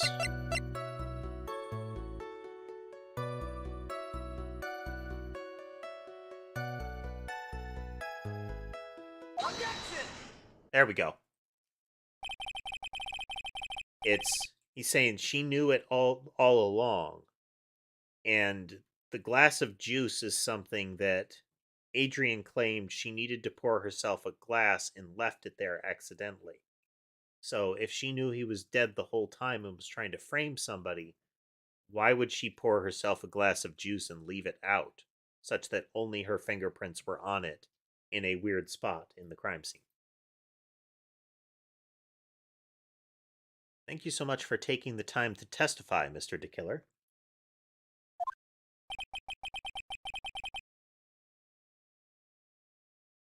What is the meaning of that attitude? When Adrian Andrews entered the victim's room, your client had no idea that Juan Carita had been murdered. But how do you know that?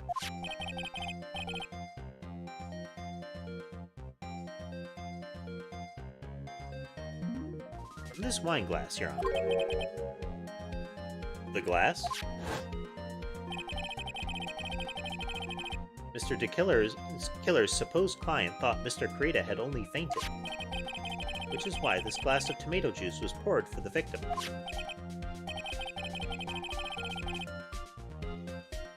But isn't that just a part of Adrian Andrews' calculated plan?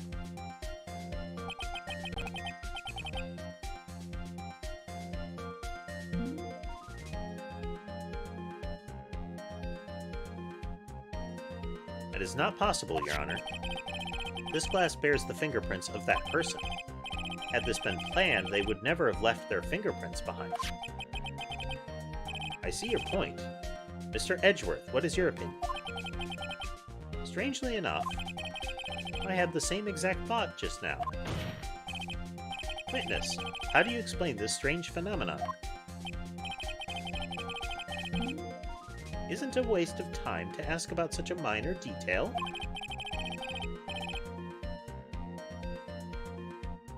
It's not a very important point anyway, correct?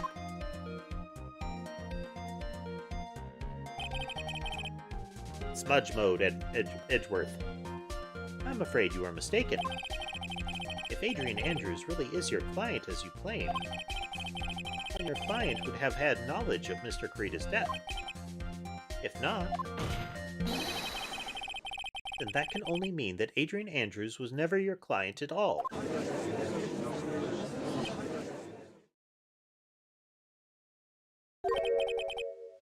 Strange. Yes? Why is it that the attorney has yet to raise an objection at this absurd situation? Phoenix? If the killer figures out what we're up to, we're in real trouble. Yeah, I know. Objection! Mr. Edgeworth, I'm surprised. You know you can't say things like that without any evidence. Ah, sorry. Well, that was an awfully weak objection for the two of you. At this point in the story, Edgeworth and Phoenix are just going through this very elaborate pantomime. Anyway, I'm positive that there was a contradiction in that testimony.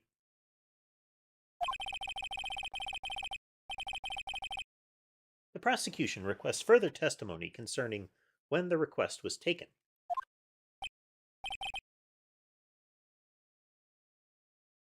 Very well. Right now, I have to buy us more time.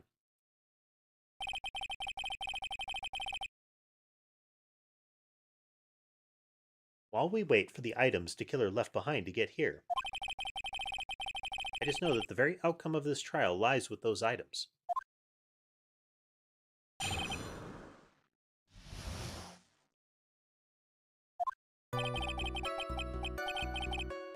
This request came to me, about a week ago. It was a request for my services on the night of the awards ceremony. We met at a certain bar to discuss and finalize a few matters. That is what occurred. I trust my memory, and I believe I have made no mistakes.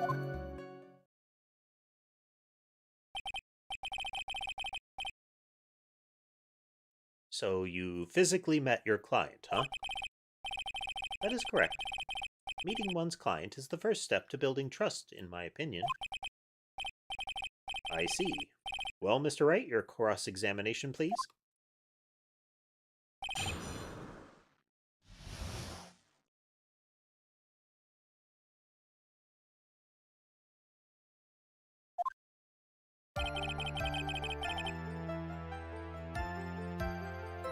Hold it!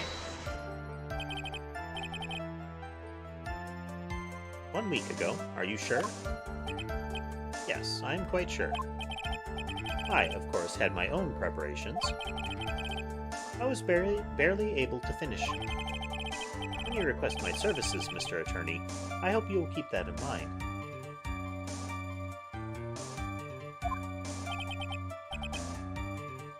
Please stop.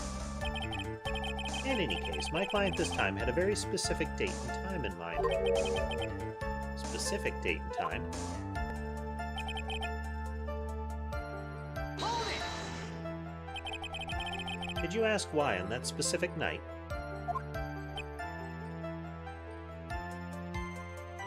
No. I tried to fulfill all the conditions my clients requested. But as for why, I only had my suspicions. Your suspicions, huh? So what are these suspicions you have? Why did your client request that night? I'm sure it was all for the bear. The bear? My client spoke of it. I'm sure there will be a bear-shaped figurine in Juan Carita's room. I would like you to retrieve that item for me. You must be talking about the bear puzzle. Inside that figurine was a suicide note. Naturally, the victim brought it with him to his hotel room. He was planning to publicly disclose its contents at the press conference, after all.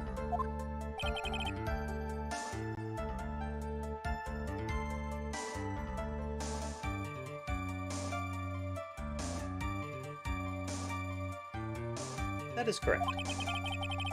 If I had not done my job that night, I would not have known where that bear figurine was. I see. Well, Mr. Wright, was the testimony just now of any importance? Save down here for now. Yes. The testimony just now has made one thing clear. And that is, the client knew the secret of the bear figurine. Huh? Why is everyone so quiet? Mr. Wright, I think all of us already knew that. Oh, really? Witness, please continue with your testimony.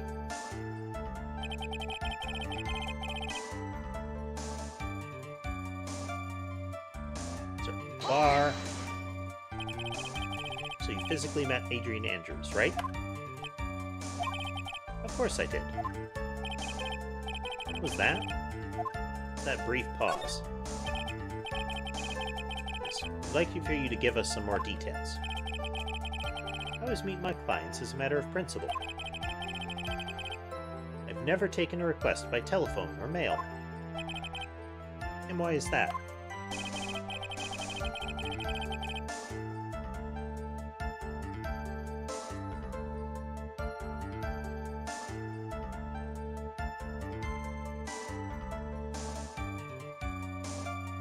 That's because I value the trust between a client and myself above all else. And the only way to establish that is to speak to the client while looking them in the eye. Well, Mr. Wright?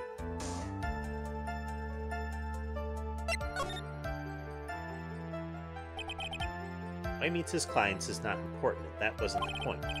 Witness, please stop sidestepping my questions. What do you mean by that? My question was, did you really meet Adrian Andrews in person? I've already told you, Mr. Wright, I did. It was only through talking with him face to face that I began to trust him. I said him twice there. That's when I thought, I can trust this person as a client. It's true what they say about talking face to face.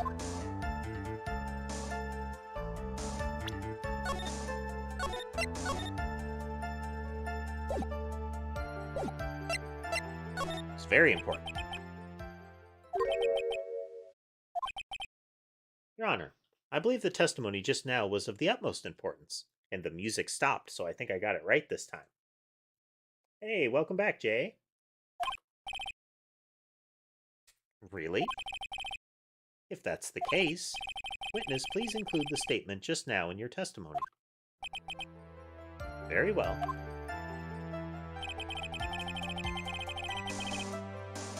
From the moment I saw him, I thought, I can trust this person as a client.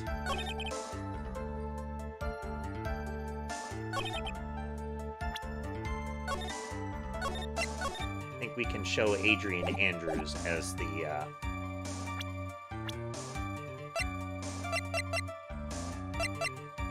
John Doe and Shelley DeKiller.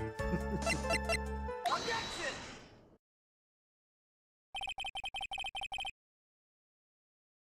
I would like to go over this one more time. You met Adrian Andrews at a bar and took the request at that time. Yes, that is correct. And that's when you thought he was trustworthy. How many times must I repeat myself? Yes, that is correct. I'm sorry, but that is an impossible tale. What? Shelley DeKiller. You have never met the real Adrian Andrews. Why would you say that? Because you made one very big slip-up. About her. So what is the issue? ... What did you say just now? About her? So, let's see here. Oh, creak. Ow. Yes, so DeKiller doesn't even know anything about Adrian Andrews, and I think assumed that Adrian is a guy's name. One look would have told you that she is a woman. Okay, so that's a good panic reaction from the radio.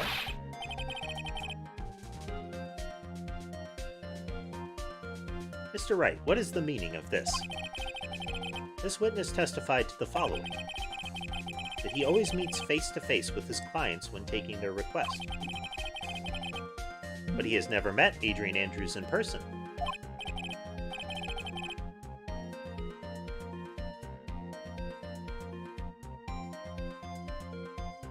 Yep, that would be the, I believe that's the assumption there, Andrew, is that it is a neutral name.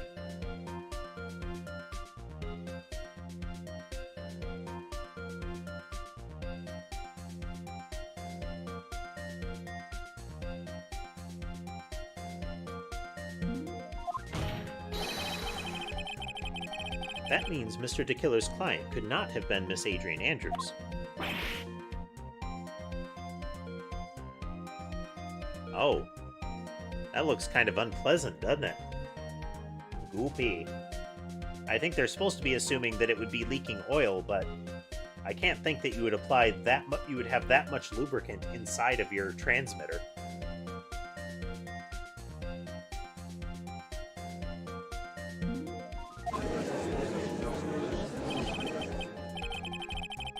Mr. Edgeworth, I understand your logic on this one.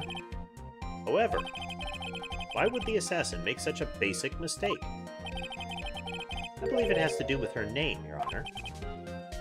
Her name? Yes, Adrian Andrews is, without a doubt, a very androgynous name. There, we get it explained for us.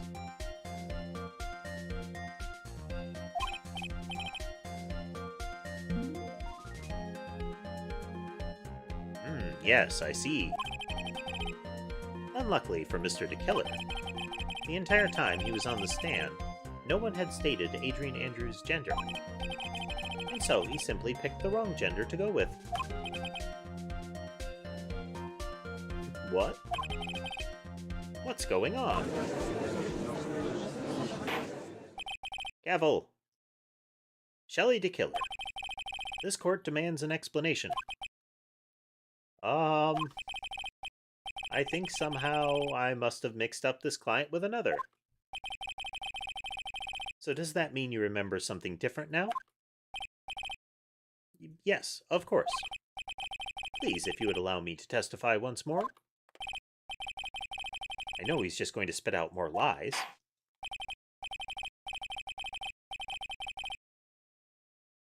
Very well, but this time please give us the truth, and nothing but the truth.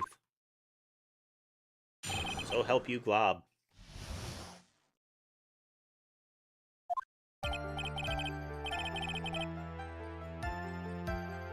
Yes, now I remember. I took that request by mail. That thing that he said he never does.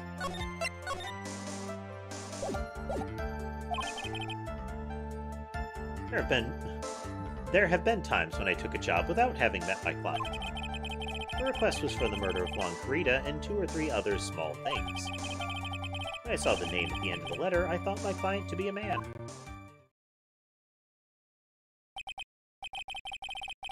So you took this job through a letter?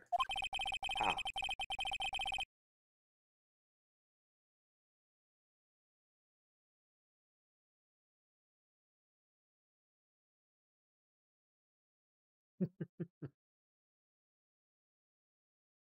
If you don't pander to the judge, or at least bring shiny things for him to play with, he can be very difficult. He didn't mention anything about a letter in his earlier testimony, which means he's definitely lying. Be careful, Phoenix. If you break the assassin's testimony completely, it's over for us. I know, I can't make him suspicious, but...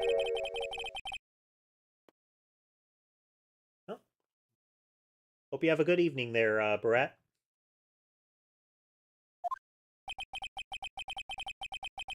As long as he's standing there across from me, no matter how strong of a punch I throw, he'll counter it. Now then, let's begin the cross-examination. Which we face off with the radio once again.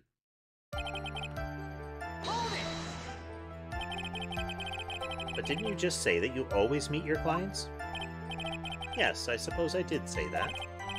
However, there are some clients for whom a meeting is simply not possible.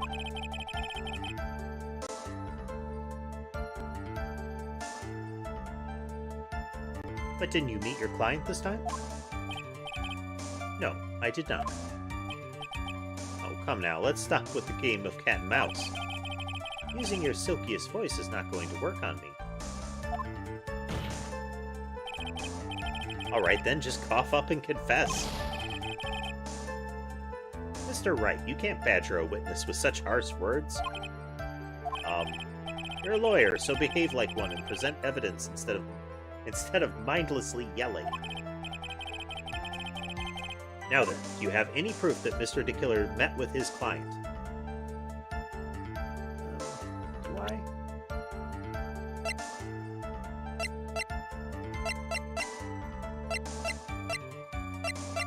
don't think we do.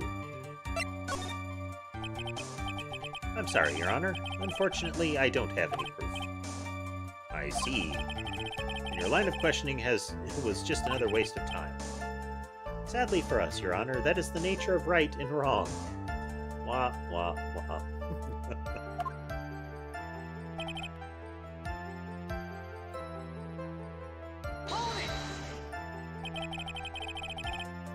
Why would you not meet certain clients? Recently, I've been receiving more requests. If I met each and every client, I would lose some nice business opportunities. Nice business opportunities? On top of which, the times have changed. It is now the age of information and computers, correct?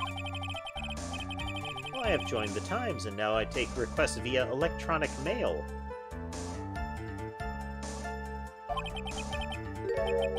I, too, am up with the times, using my cellular phone in the electronic mail. Electronic mail? Do you have to mail that in a special insulated envelope? Ah, I'm very sorry. I despise the shortening of words. What I meant by electronic mail is what is commonly referred to as email. You can see him stopping and, like, doing finger quotes through the radio, you know? Email? In a contest of mimicry, the judge would beat a parrot, hands down. Anyway, so you took this job without having met your client, and on Krita and 2 to 3 small things. 2 or 3 other things? Yes. And what were these other things?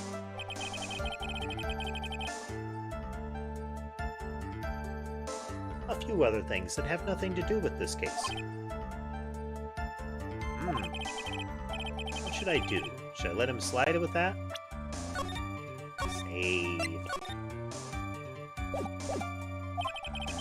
It'd be really bad if I pushed his buttons the wrong way and he got mad. Whether or not they're related to this case is for the court to decide. Mr. Attorney. Yes? Everything I have said from the beginning has been nothing but beneficial to your client. Which is why I wonder what is pushing you to continue with this cross-examination. Could it be that you are planning to betray your own client? Angry radio. So very angry.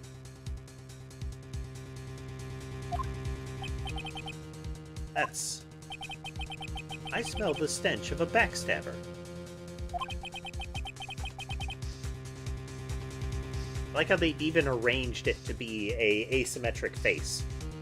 So you've got the little tuner on the left is one eye, with the little with one of the receivers or speakers up above it as an eyebrow. The dial on the right being the other eye, generally aligned to be angry there. And then the speaker at the bottom, or the receiver at the bottom, being a mouth. You've even got, like, one of the push buttons is like an ear. And should you turn out to be one... Wait. Uh-oh. Looking really bad. I shouldn't press my luck. Alright, I have to think. Is this worth pursuing? Go for it. Witness, this is a very important matter. Please cooperate and tell us what these other jobs your client requested were. If it's truly that important, I suppose I don't have much of a choice. The bear figurine. Bear figurine. After the assassination of the target, I was to find that figurine. I was told that this job was just as important as the actual killing. And where was that figurine? It was inside Mr. Kurita's suitcase. And then what did you do next? I handed it over to my client right away. You gave it to your client. Interesting. Certainly sounds important.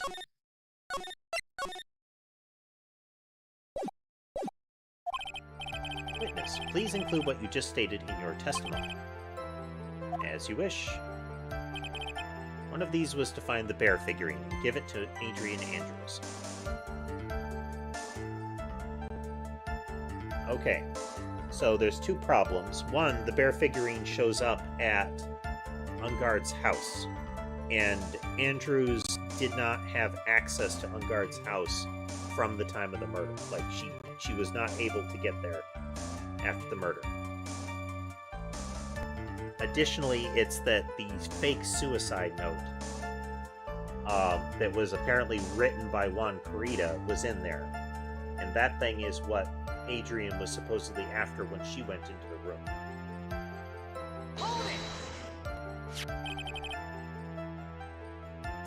I found this figurine at Mr. Ungard's mansion.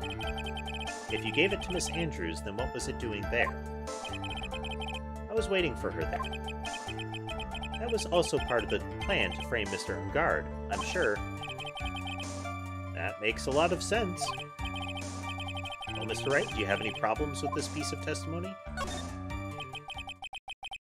So DeKiller says he gave the figurine to Miss Andrews. But I know somewhere in that statement there is a contradiction. And yet, I know that if I present something trivial here, he will cut the connection on his end. We save a lot, so we don't have to do this stuff over again. If you want to make a strong point, Phoenix, you have to present strong evidence. Right, so now what? You gave Miss Andrews the bear figurine, and she told you to take the bear and wait for her at the Ungard mansion. Is that correct? Where are you going with this? Well, I think maybe you might have remembered a few things incorrectly. What? Battle of Wits. I don't think it is possible for Miss Andrews to have been the recipient of this bear.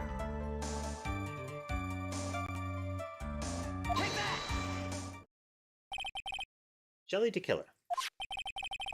If you had really given the bear to Miss Andrews, then this item should not have been inside it. This item? I see where you're going. Yep, that's where I'm going. Where's everybody going?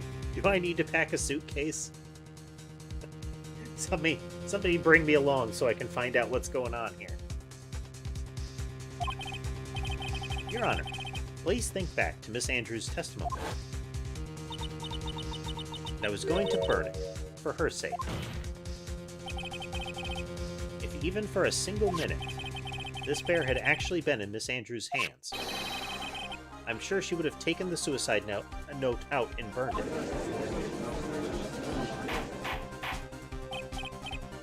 Gavel, gavel, gavel. So that's where you two were going. So, by the very fact that the suicide note was still inside the bear, it tells us that your client didn't know how to disassemble the puzzle. Which means... It means, Your Honor, that it is impossible for Adrian Andrews to be the client. Radio explode. Gavel, gavel, gavel. Mr. Phoenix Wright. I'm sure I mentioned this before, how I hate traitors above all else. I think your cross-examination has clearly demonstrated something to me. You must wish to break your end of the agreement. No, that's not... That's enough. If that is your intention, then there is only one thing for me to do. Wait, please. Gentlemen, ladies, please excuse me. I have a matter that I must attend to. No, please. Not that. Please wait. Mr. Attorney, bring this trial to a speedy end, and I may stay my hand. Otherwise...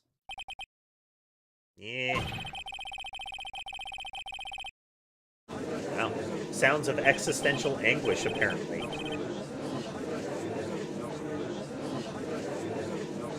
What the... Mr. Wright, are you...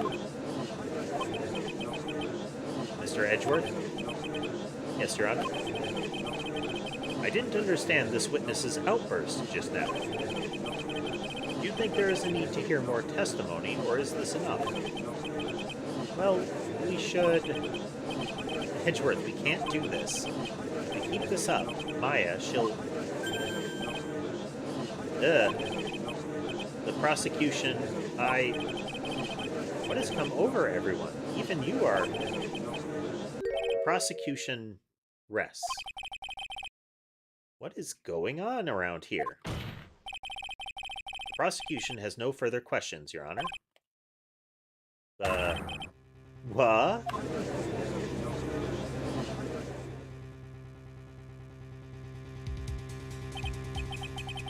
Well, I never thought I'd see the day. This is a most unusual situation. If the prosecution rests with no further questions, then the prosecution has failed to uphold its stance. If that is the case, then even though I am reluctant, I must believe that Mr. DeKiller's testimony is accurate. That would mean that Shelley DeKiller's client is Adrian Andrews. Mr. Wright. Yes, Your Honor? If I end the trial here, right now, then your client, Matt Ungard, would be declared innocent. And in his place, Adrian Andrews would be charged with murder. Miss Andrews would be charged with murder. The prosecution has no further questions, so we will now hear the defense's final remarks. Bailiff, please bring in the defendant, Matt Ungard, to the stand. The items from DeKiller's hideout didn't make it in time. We tried as hard as we could, but it looks like our time has run out. I can't believe it. The outcome now lies in your hands.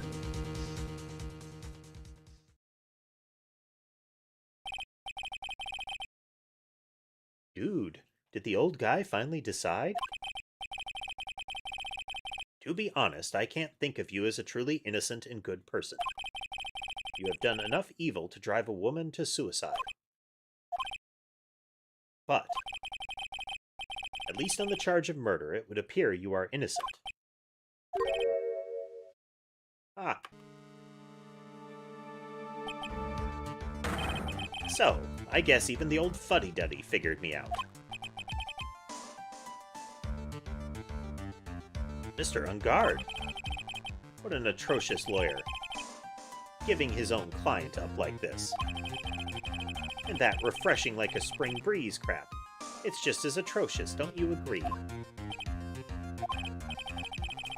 Anyway, get on with it and pronounce me innocent already. Right, Mr. Lawyer?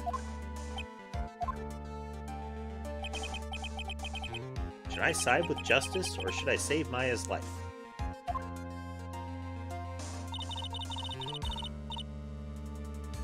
You'd better get Ungard a guilty sentence, okay? That's a good point.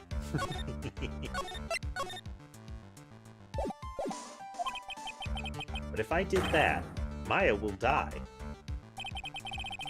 If I say he's innocent, then Miss Andrews will be charged as the murderer.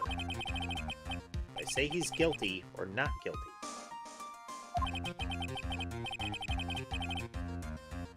Either choice I make, someone's life is going to end.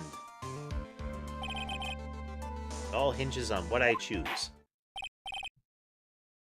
Now then, Mr. Wright, let's hear the defense's final statements on this matter. The person who hired the assassin was Adrian Andrews. Then your client, Mr. Matt Ungard, is innocent. There's no need to ask, old man. After all, my lawyer is going to say what I want, aren't you? Right. I can't do this, but I have to decide something. I can't count on the evidence to help me anymore. I have to listen to my heart. My client, Matt Ungard, is... Let's find out what not guilty does.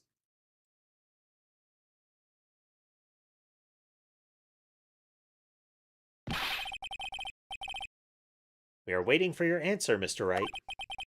Matt Ungard, your client deserves an answer. I'm sorry. Matt on guard is whip. Oh, we even get Francisca's theme music going.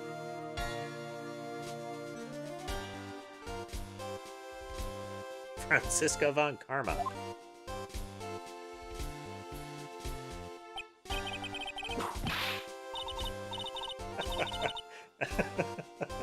I like how she enters whipping. Like, that's her. That's the way that she greets the court, is to come in, whip the defense, and then whip the judge into silence. You see now, don't you, Mr. Phoenix Wright? This is exactly why you should never take your eyes off of that scruffy fool. Did you bring them? The final pieces? Do you have them? No idea, J.A. You should know better than to ask that, Mr. Miles Edgeworth. Von Karma is perfect in every way. The evidence is here, in perfect condition. Perfectly.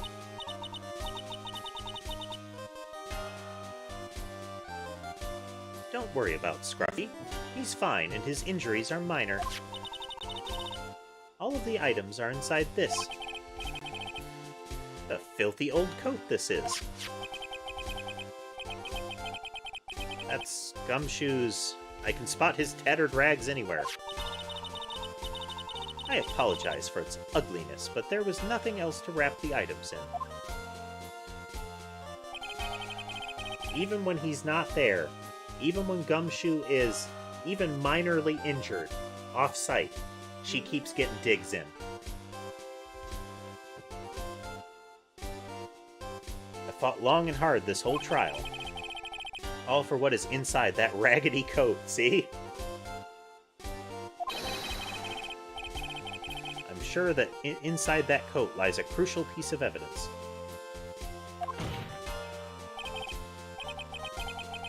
Your Honor, inside that filthy coat are the defense's final pieces of evidence. Your final evidence?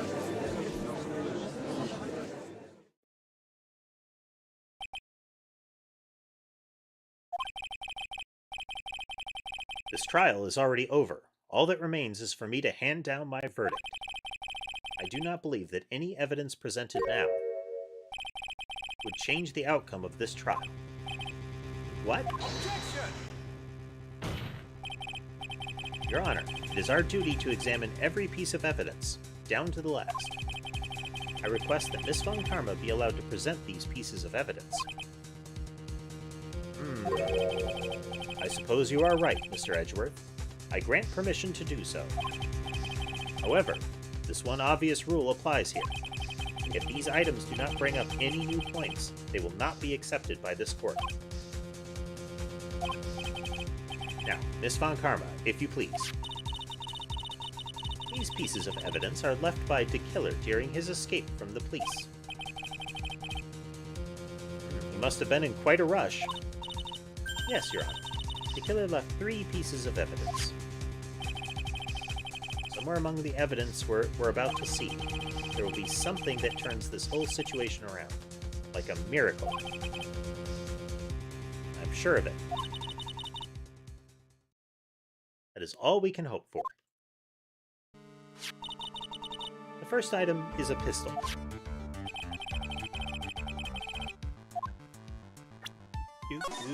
Save.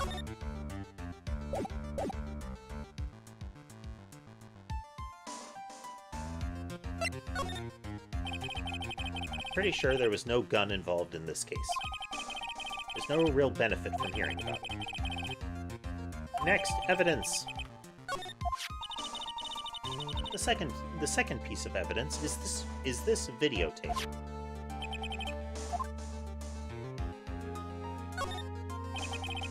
Have you checked the contents of that tape? Unfortunately, there was no time to. Yeah, but I would speculate that this tape is very important. Why would you say that? Because he came back to his hideout for it. The killer went back for it? That's right. Looks like he was trying to recover it. He injured 3 of the officers at the site. But somehow it looks like they managed to protect it from DeKiller. Shelley DeKiller is no ordinary man. The last piece of evidence is this bellboy's uniform. Is that a uniform from the Gatewater Hotel? Was that used during the crime? I'm almost certain it was. There's even a pair of black leather gloves in one of the pockets. There's no doubt about it, the killer was wearing this on the night of the murder. There is one thing I found interesting about this uniform. And what is that? There's a button missing on this uniform. A button?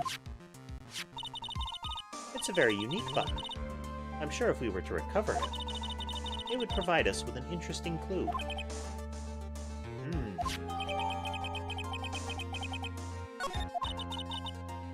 That is all I have to present, Your Honor.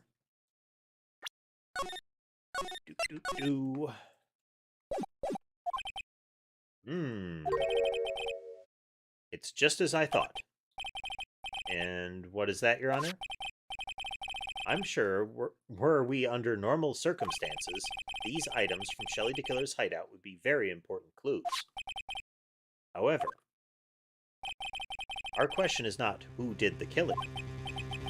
It is, who is the client? Yes, that is correct. And these 3 items do not tell us anything about that. Thank you for your hard work, Miss Von Karma. You may step down now. Wait, Your Honor. Please allow me to examine this new evidence. Overruled. This court already has all the evidence it needs to hand down a verdict. Wonderful. Absolutely splendid.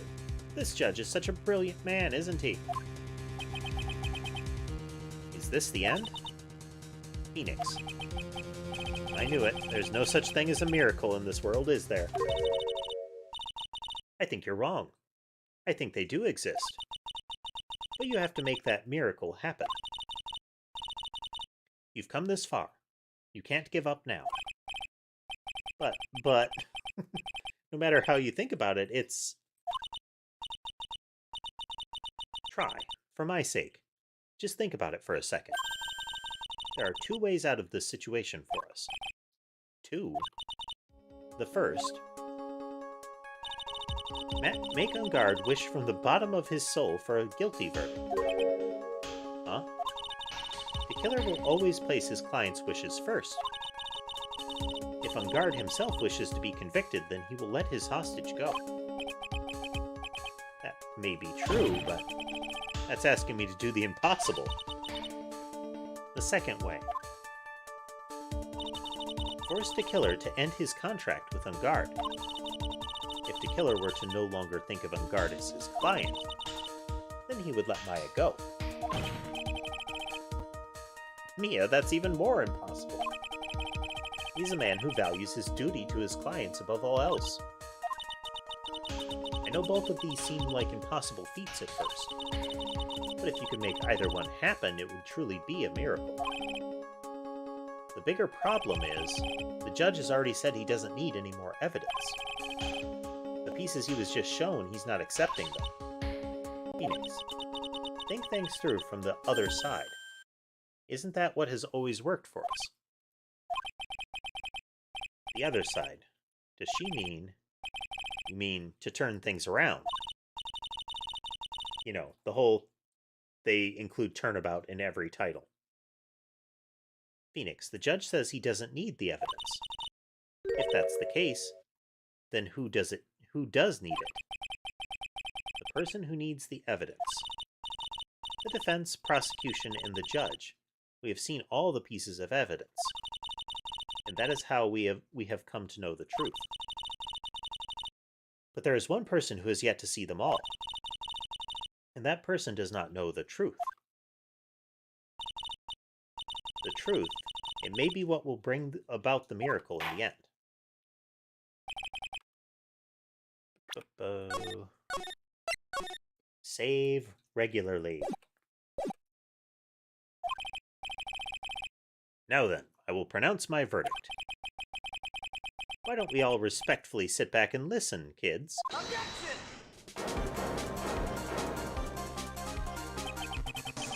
I have already told you, Mr. Wright. This court does not need any more evidence. I'm not saying it is us that needs the evidence, Your Honor. What? Then you want to show the evidence to that person? Yes, Your Honor.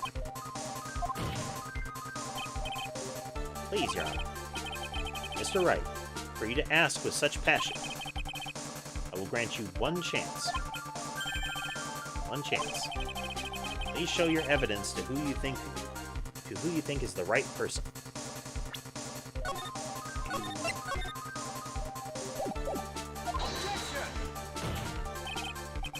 That's impossible. To turn this situation around in one try. One try. That is all I will permit. Try to remember. Everything that has happened up to this point. Think, Phoenix, think. There must be a way to save Maya while taking En Garde down at the same time. Now then, Mr. Wright, let's not waste any more time. Who would you like to show the evidence to?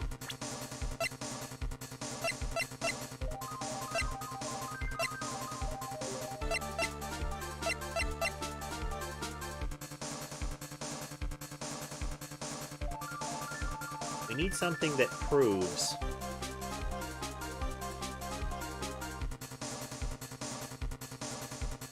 If we could show Shelley something that would show him that En Garde was willing to betray him, then he would release Maya. If we show En Garde something that would make him want to have a guilty verdict, then he would push for a guilty verdict and have... Yeah, I think...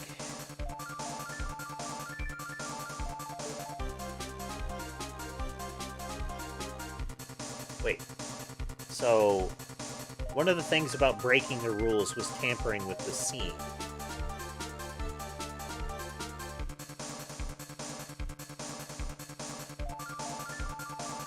Anything that En Garde did to tamper with the scene or to frame somebody else?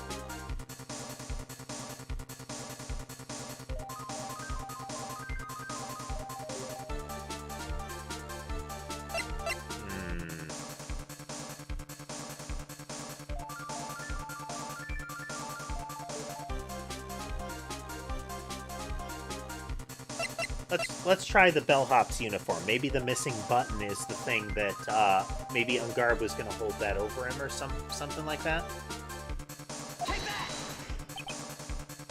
I see. And now, tell this court what piece of evidence you want to show them.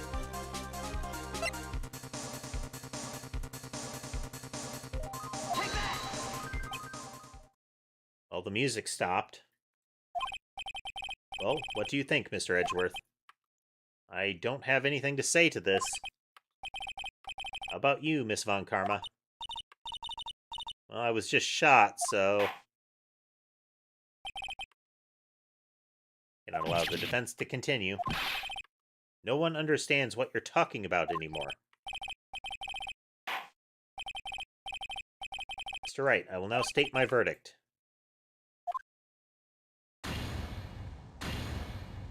Dun, dun, dun. Okay, so it wasn't showing Shelley the button, the bellhop outfit.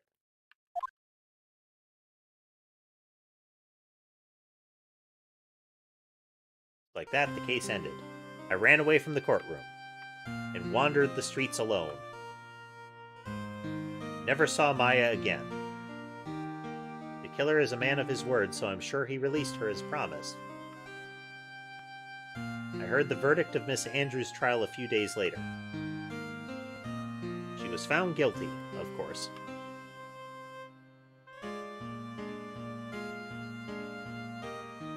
miracle never happened. Maybe it was never meant to. Because a miracle is something that doesn't exist.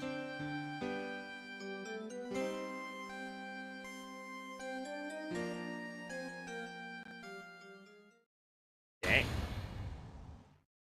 Justice ill-served is the achievement there.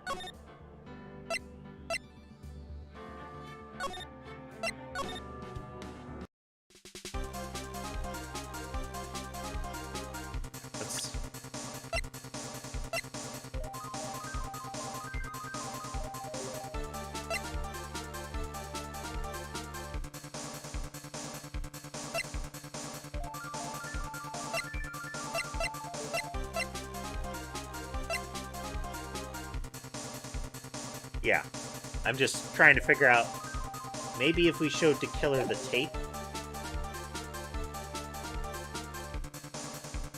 Objection!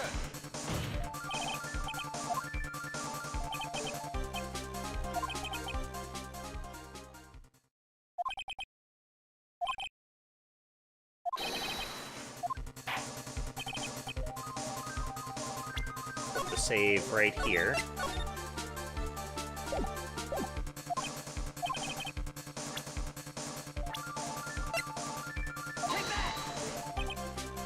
I can't think On Guard would ever want to accept guilty here. And the killer really wanted this tape. I think there is some merit in showing this evidence to that witness.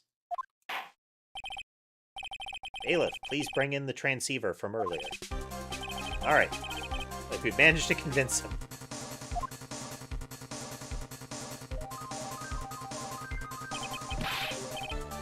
She's okay, right? Didn't I tell you to concern yourself with bringing about a speedy end to this trial? Now, if I understand correctly, you wish to show me one piece of evidence. Yes, one is all I need. I have here a videotape. It was found at your hideout. I heard you injured 3 officers in your attempt to get this back. That was most regrettable. However, it was an order from my client. I was told to protect that videotape. I thought so. I'm afraid I seem to have failed in that regard. You know the contents of this tape. I was sternly told by my client to not watch it, so I have absolutely no idea. Actually, you're on this tape. Me? Yep. Okay, that's right. So, his appearance getting out would be a huge problem for him. And the fact that the murder was captured, it was the time of the murder was when the camera was recording, would mean that Shelley was visible during the time that it was recording.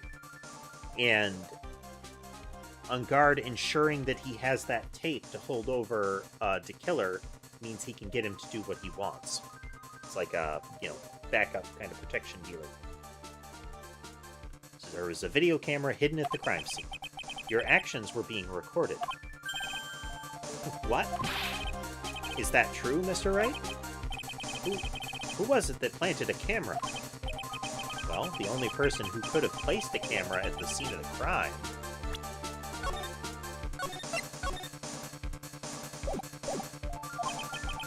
would be your client, naturally.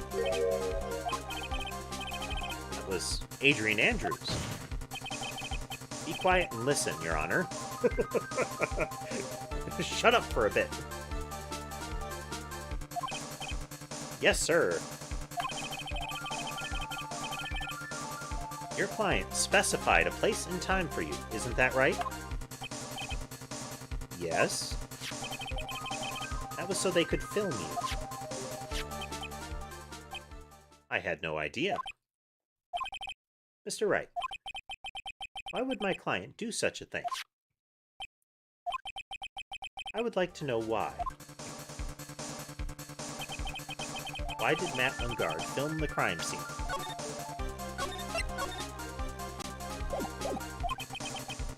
The reason why he did that is my ticket out of this whole mess. There's only one reason why your client would secretly film the crime scene. He wanted to blackmail you.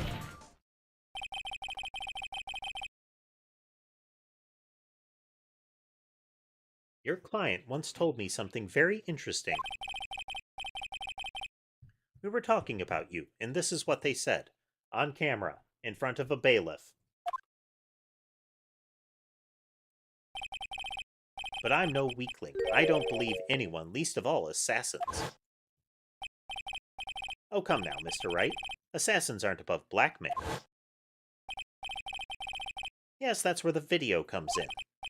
With that, I can keep him at bay and even blackmail him if I want. Your client didn't trust you at all. They were thinking of using this video to blackmail you. What do you have to say to that, Shelley the Killer? So leaky.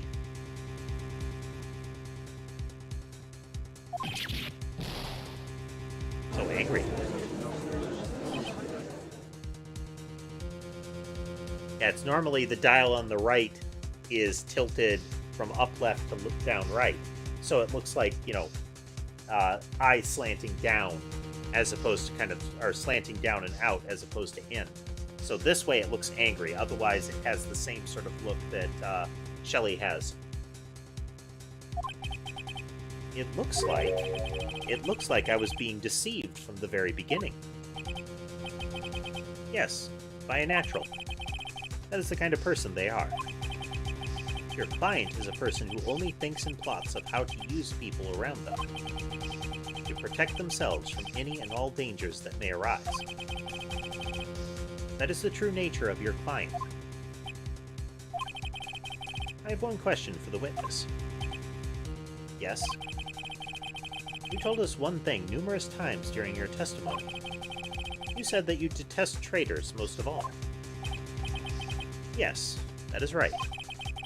But what if that traitor was your own client? What would you do then? That's obvious. I would break our contract in that case.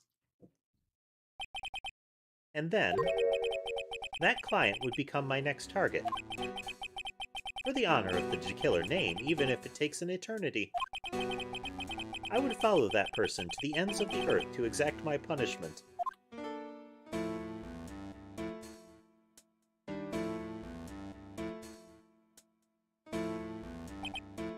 I see.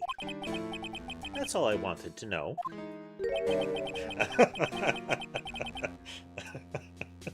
So this is twofold. The killer won't want to keep Maya because the only reason he's keeping Maya is to defend the client. And having done that, the client's really going to want to be guilty so that they can be in prison.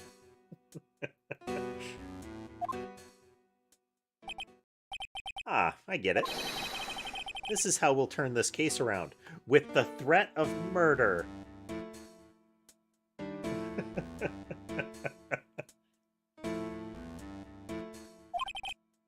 Mr. Wright. Yes? My contract with my client is over as of now. I seem to have a new job on my hands. I will now return to you, your precious item. I'm not an item. Maya, I thought I'd never see you again. Oh, thank goodness.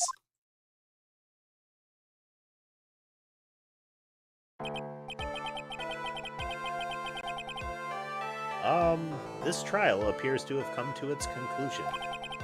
However, I don't quite know what just happened there with the client and the witness and... Whip! Miss Von Karma, where did that... She always has you in her sights.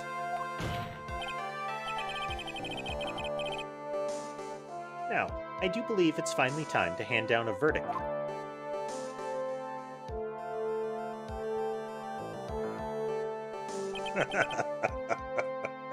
Oh, it's nice to see him like that.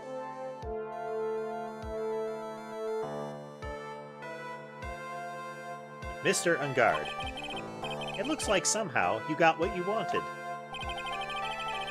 You will finally receive the acquittal you wanted so badly. You should be happy. But before that, I would like to make one final statement.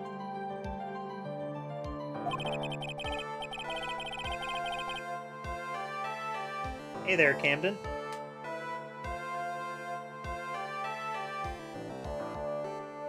Sometime in the near future, one very betrayed assassin may appear before you. Needless to say, that man is very good at what he does. I'm sure you would understand what I mean if you watch this video.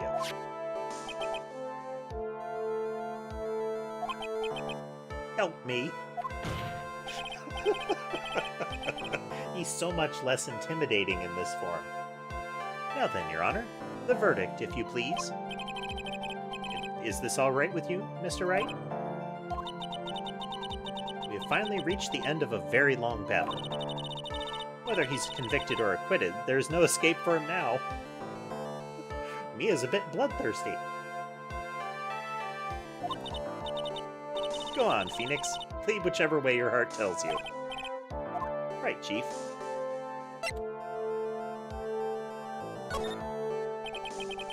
Matt Ungard. Even though I am a lawyer, I cannot make your crime disappear. Oh. Yep. Sammy be looking around.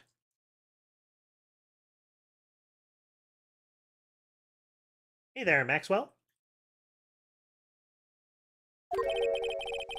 I think a guilty verdict is appropriate here.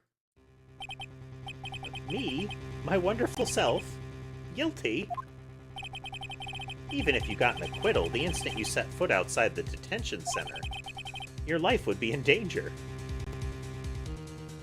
No worries there, Maxwell. We stream pretty frequently.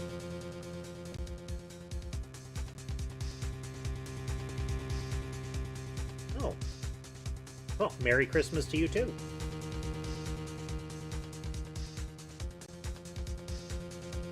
Is quite cold up where we are right now. Are you having a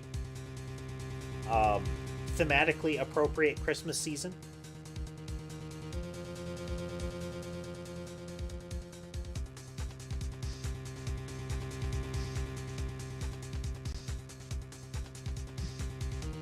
I'm sure there are some that would be envious of that, but I really prefer it being extra cold.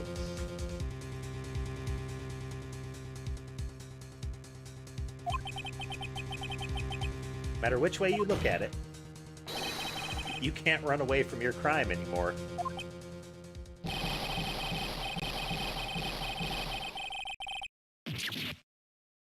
Ow! Like, ow!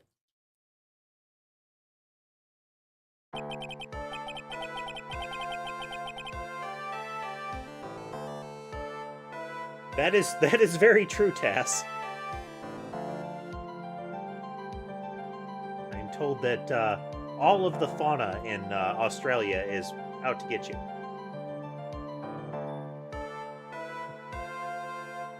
Well, again, Maxwell, have a Merry Christmas.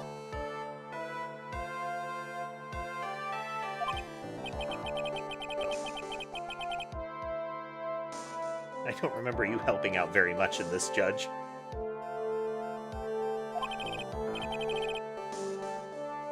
Mr. Edgeworth, how is Matt Ungard? Have they repaired his face yet? I've left Miss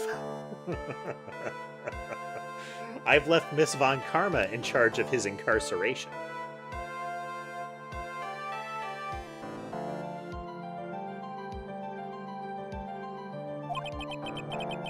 I'm sure he's getting a full course meal of whip leather right now.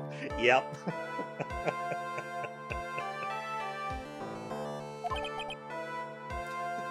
And the judge is like, "Oh yeah, that's appropriate."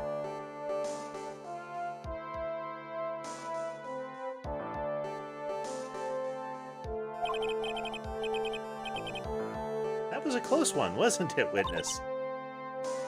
Yes. I plan to pay my debt to society for my own crime, Your Honor. The the first time I was called to the witness stand during this trial. I felt all I felt was despair. She must be talking about the time Edgeworth really went after her. Very much.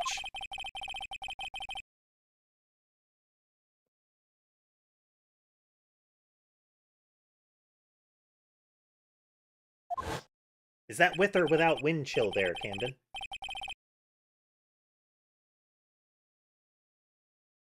This witness, how should I put this? She has an illness.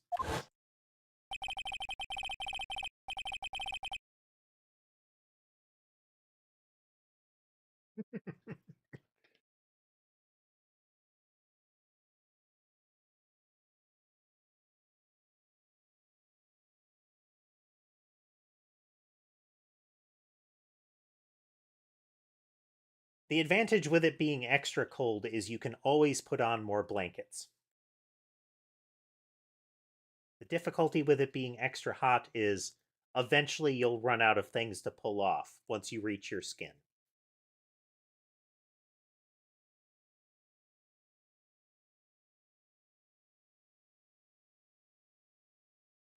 This line from Edgeworth, if you're going to say you would choose death, that is of no concern to me. The follow-up being, but before you die, I will have the truth from your lips. But after that, when I was alone at the detention center, that was the first time I really saw myself for who I am. And today, when the two of you used your combined strength to convict Matt, I felt like I had finally been saved, and this is the only time up to this point that she has smiled. See? Wow, this is the first time I've ever seen her smile. I'm really happy that you two were in charge of this case. I really don't know how to express how I feel at this moment. This is the first time I felt comfortable with myself, with who I am. Thank you so much, everyone. And then she served jail time for evidence tampering and similar.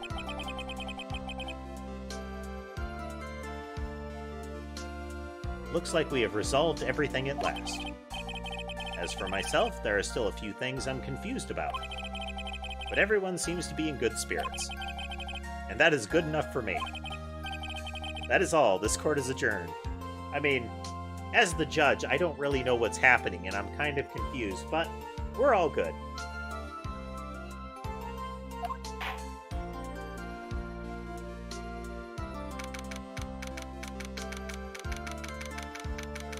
Defendant lobby number 3. You were great out there, Phoenix. What I did out there was right, wasn't it? This is the first time you've not gotten your client off. Praising. You got them a guilty verdict this time. But you have to look past all of that to what's really important. You now realize that there is something more than just getting a not guilty, right? Yes, I understand that.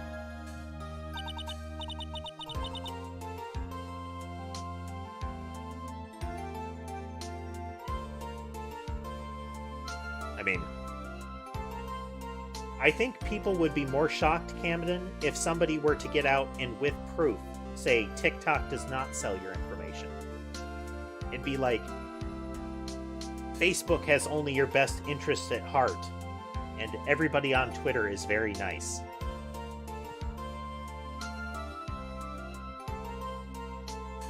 Phoenix, think back for a second. Think to the moments before Miss Von Karma arrived with the final piece of evidence. Think about the incredible decision you had to make.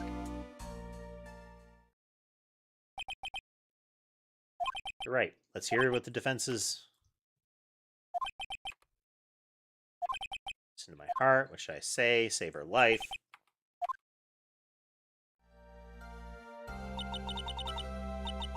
Is he guilty or is he not guilty? Those were your choices then. And your answer spoke to what being a lawyer means to you. She sticks in the knife there.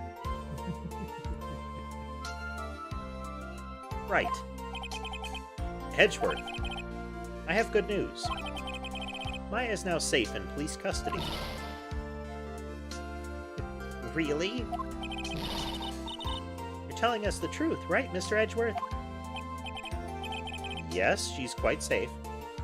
I mean, Edgeworth was there for that transformation. That must have been a sudden thing, because Pearls lost like more than half. From Mia to Pearls would have been more than half the height, and a significant amount of weight, especially in the chest region. She's on her way here as we speak in a patrol car. Yay! You really did it, Mr. Nick. Wow. Apparently she punched him when she said that. She punches deceptively hard for a kid.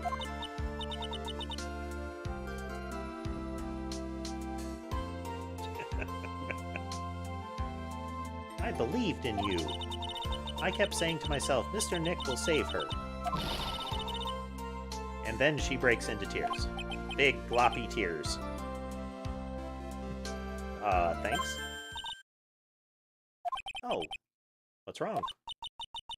Miss Von Karma. About earlier, thanks? Whip! I accept no thanks. Why are you still smiling, Mr. Phoenix Wright, after I have whipped you?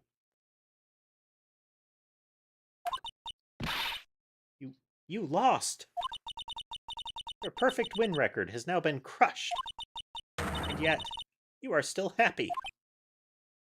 Explain this happy to me. I don't think you'll ever understand, Miss Von Karma. How dare you? Don't worry. She may in time. After all, I was like that myself until a year ago.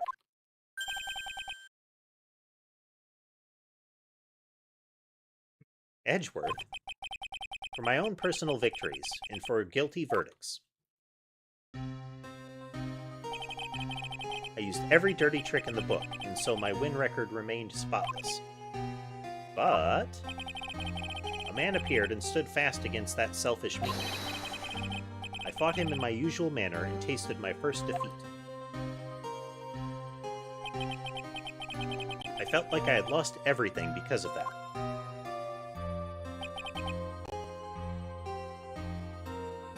And then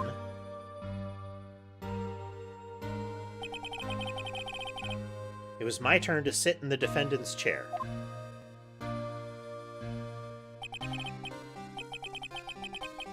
And I was saved by that person I called my enemy. I couldn't forgive myself for all that had happened, so I left the prosecutor's office. And I left that note. Prosecutor Miles Edgeworth chooses death. As well you should have. A prosecutor who has shamed himself with defeat should crawl into a hole and die. But that was not what happened. After I left the prosecutor's office, I finally came to realize something. It was at that moment of clarity that everything began to change. What foolish nonsense. We prosecutors use everything we can to attack the defendant. But every time we did so, no matter how desperate the situation, instead of giving up like most people, that man would hold strong with his undying faith. And then, before I knew it, I began to trust in that man as well.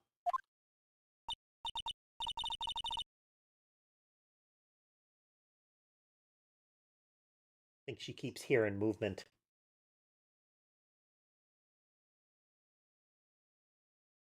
Let's see here. I think Sky's noticing something too. Maybe looking around. Let's take a quick look here. I think all of them have noticed something. But what? Yes, I have a pair of tuxedos. The big one is there behind Sky. That is Rorschach. He is he is built like a shoebox. And then the one that we were watching was Sammy.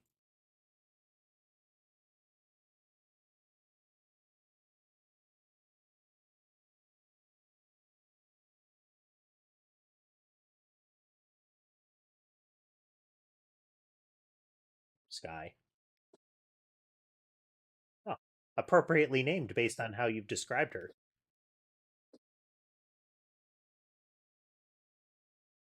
I don't know which particular variety of domestic cat Sky is, but on the plus side, he doesn't seem to get hairballs. He just gets he gets all of like the build up to a hairball, the horrible hacking sound, and then he kind of you know deals with it.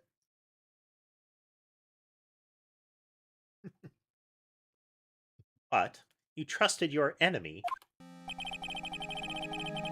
Doesn't matter how many underhanded tricks a person uses.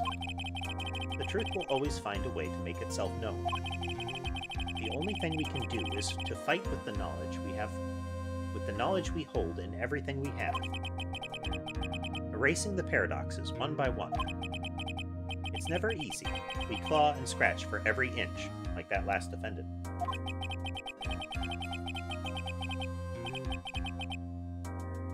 Yeah. All of mine at this point are shelter cats. Rorschach in particular spent a lot of time in the shelter because despite the fact that he is a brute, he is really intense when he wants to be. He's also a total sweetheart.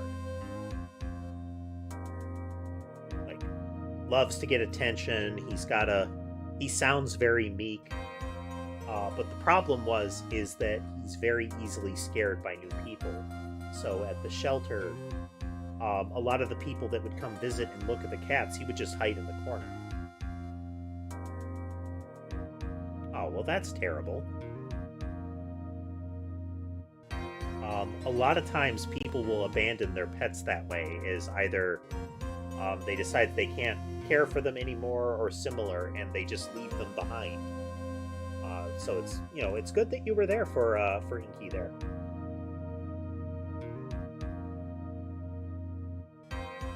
We will always eventually reach that one single truth.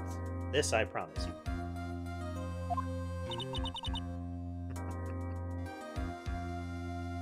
Hair ties are almost universally a favored cat toy. Must be something about the way the elastic loop bounces around when they spot it. Or possibly its shape, I don't know. The truth? Yes, that's the reason why prosecutors and defense attorneys exist. But I'm sure you knew that already, didn't you, Wright? That's why you couldn't forgive me. This man who went into hiding. Isn't that right? This man who only had his sights set on victory. Who ran away into the night. Gasp. Is Mr. Edgeworth right, Mr. Nick? You really let me down. When you disappeared, I felt betrayed. The reason I decided to become a lawyer to begin with was because I believed in the things you said to me. All those years ago.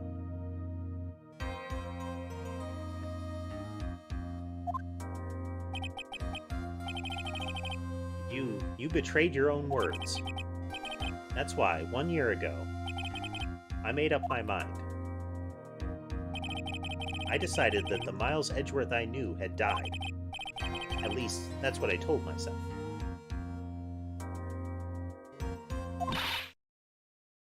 You pathetic fool. Miss Von Karma. I don't want to hear the wretched whimpering of a disgraced loser. A Von Karma is someone who is destined to be perfect. You've lost, like, what, 3 times in this sequence? Miles Edgeworth, you are no longer worthy. You're no longer worthy of being a Von Karma. And neither am I. It's over. It's all over. Francisca threw something on the ground just now. This is an electromagnetic receiver. Her, gumshoe tracker.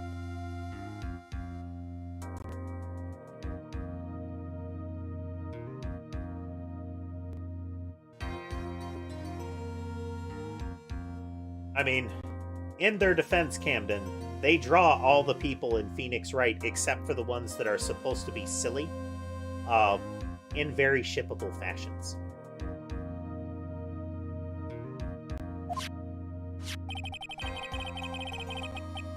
Isn't that the thing she used to track Detective Gumshoe? I'll return this to the precinct later. There's something else. Isn't that Miss Von Karma's whip? I'll never set foot in another courtroom again. I'm sure that's what she's saying by this action. You should keep this, right?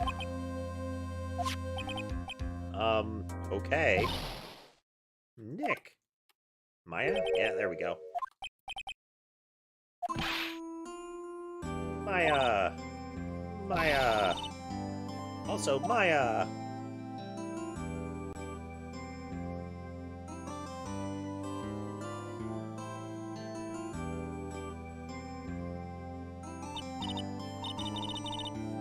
I knew you would come through. You got on guard convicted, like I knew you would. And on top of that, you even rescued me. Well, of course I did. I knew you knew I would never desert you. We sure pressed our luck this trial. You're really lucky to be standing here. Whatever. Look, it's over, okay? Besides, if I did croak, I would just come back and haunt you like a bad ghost through Pearly. There is no escaping me, Nick.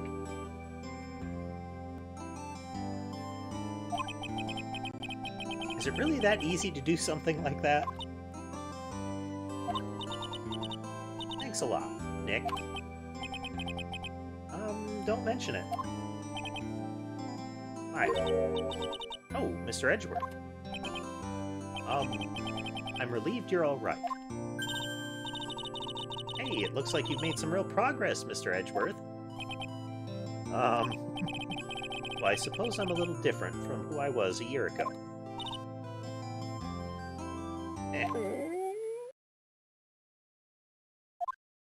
Wow, that's a sound effect that they included. Alright, I think it's time we got out of this depressing place. Where are we going? Food, Nick. Food. Grub. Chow. I'm starved. I'm so hungry even you look like a nice juicy burger on a bun to me, Nick. You think I look like a burger? I'm a prime rib at least. Come with us, Mr. Edgeworth, please? Bounce, bounce. If you insist. Alright, so how about we hit up our usual burger joint? Don't be silly, Nick. Huh? This case messed up that awesome evening and got in the way of my gourmet food. So I've decided that we have to make it up by having another feast. Another feast? Come on, Nick, food!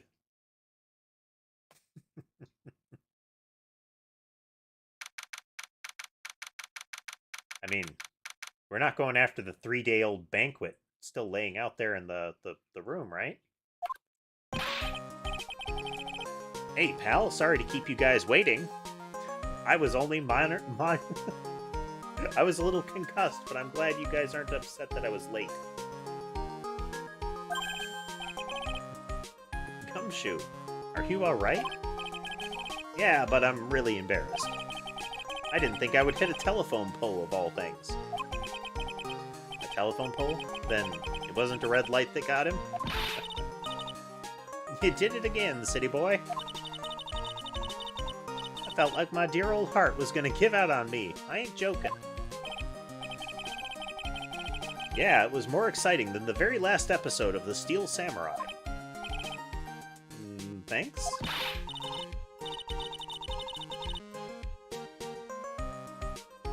Oh yes. Sherbet and Mason are extra food motivated. the one surefire way to get them out and to get Sherbet near me is to scoop up some kibble. Like, they're all super excited for wet food, but kibble will summon those two as well. And I do mean summon, they almost teleport.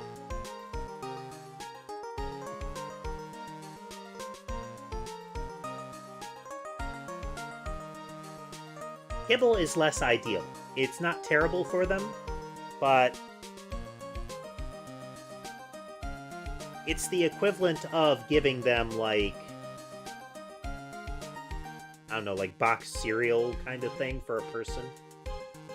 There's definitely nutrition in there, but it's not in the best form. You can get kibbles that are a lot better for them, but if you use kibble, then you need to put out lots of water for them too. And I have that. I have a lot of excess water for them. Their meals right now are about 2/3 wet.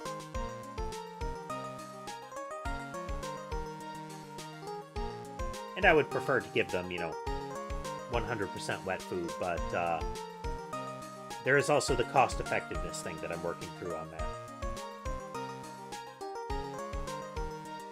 Now looky here, Mr. Snooty Prosecutor. Don't you reckon you bullied Mr. Wright too hard? If you don't start being a lot nicer to him, he might just kick it. Tonight, even. I'll keep that in mind.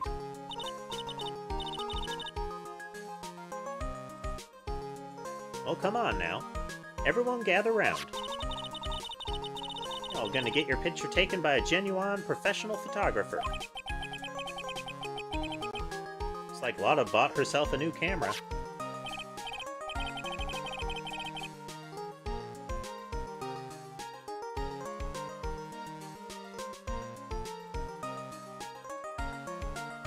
I have a Discord link at the end of the stream there, Camden.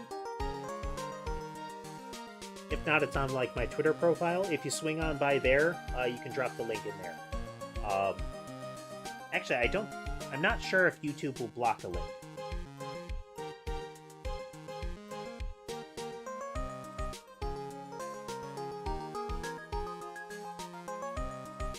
Well, pal, at least we can put this messy case behind us now.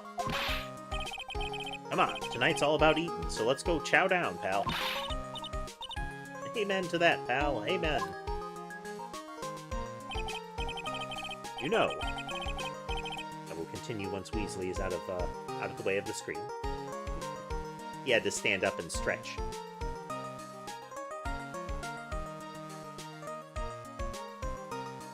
His right side was too toasty, so he had to flip.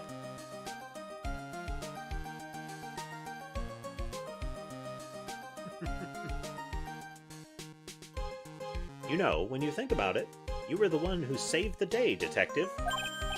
Huh? Me? You really think so? He's right. If it wasn't for the 3 items you took, I think this trial would have had a very different ending. Ah, well, it's... Laugh, laugh, laugh, laugh, laugh. Huh? Wait. That's odd. When I ran off with the things from DeKiller's hideout, I was sure I took 4 things in total, sir. What? 4? Yeah, I'm sure I put one of the items in my coat pocket. And there was a 4th item? Aw, come on, y'all, it's over. But hoo boy, I tell ya, you really are something else. Between getting accused of murder and getting kidnapped, never a dull moment with you, huh? Think? Why does she look so happy about that? But being shut away for 2 whole days. Weren't you scared? Yeah, it was really scary. I felt so hopeless. So to keep my mind off of things, I drew a picture. Sounds like you had it rough, gal. So where's this picture of yours? I want to see it. I want to see the picture. I don't know where it went. Aw, that's too bad. Well, It's alright, it wasn't anything important anyway. Ah. I'm sure it's nice to finally see both of them. It sure is nice to finally see both of them smiling again.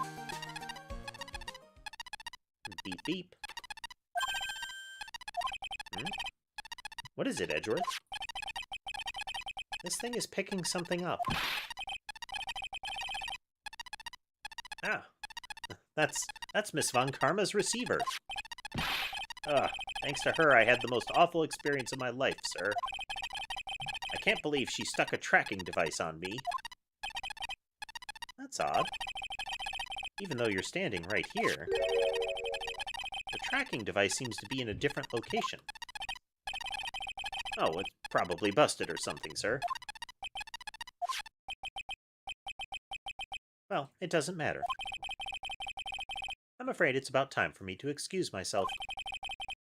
I still have some work to do. But Mr. Edgeworth, you haven't eaten anything yet. You've eaten way too much, you glutton. I had fun tonight. Now, if you'll excuse me. Wait. What? I just want to say thanks, Edgeworth. You really saved me out there. If anyone should be saying thanks, it should be me, right? I feel like words alone aren't enough here. I wonder if there's anything I can give him to express how I feel.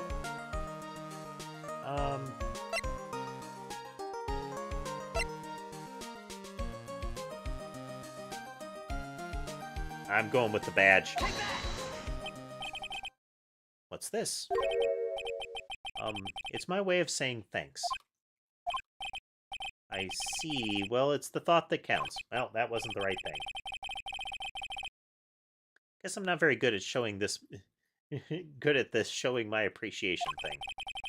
You always get a chance for a closing piece of evidence at the end of one of these chapters that is meant to be like you show a character something and that it gives them some closure, or lets you answer a question.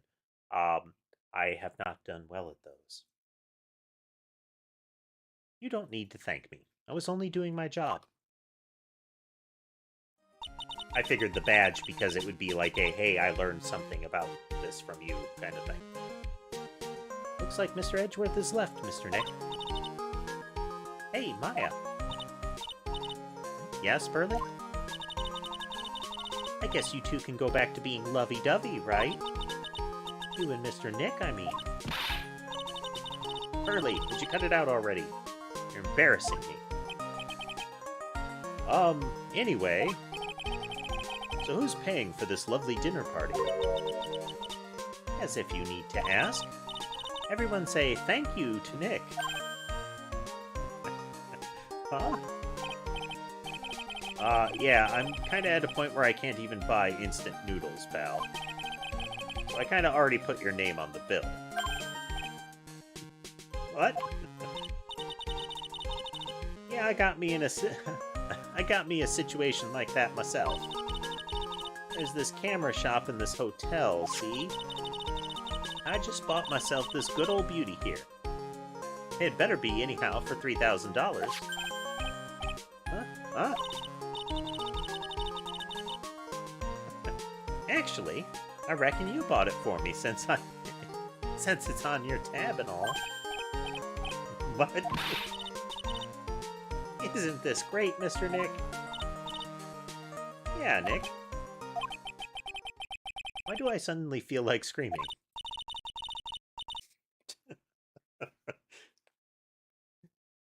Man, they just bled him dry in one fell swoop there, didn't they? Aw, you don't need to hold back now, you hear? Yeah, pal. Time to let it all out. This is going to be the first time I hear the real you.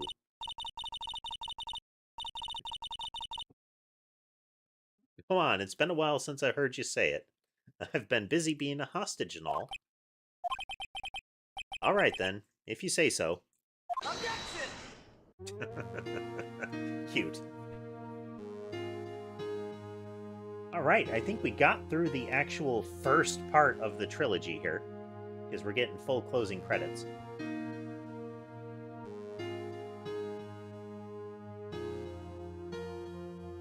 Write that letter, but I knew you'd find it. Escape death 3 times now. Pretty cool, huh? I feel like a pro.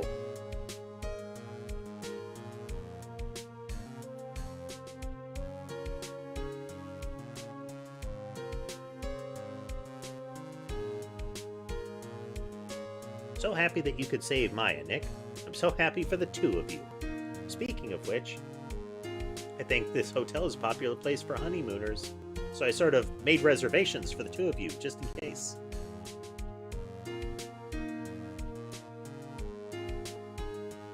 Sure, Camden.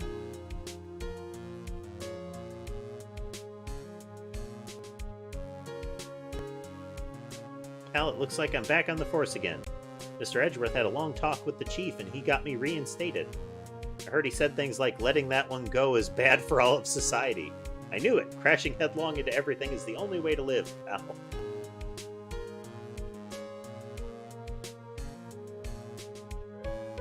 Yes, Andrew. That's what I was saying. The first part of the trilogy.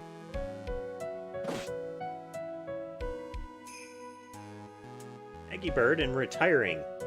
I'm going to be a waitress from now on. And bring smiles and joy to the people who come by the restaurant, sir. Hope you'll stop by sometime, Mr. Wright. I don't know. She said she wouldn't show herself again until she wasn't like the goddess of misfortune. I feel like working in food preparation is a recipe for disaster. Yes, are you here to visit a patient? I'm Director Hottie. Recently, that girl, you know, I haven't seen her around. I remember, if I even laid so much as an eye on her, it would go crack. I didn't matter if I got whipped, though. Well, there you go, Taz.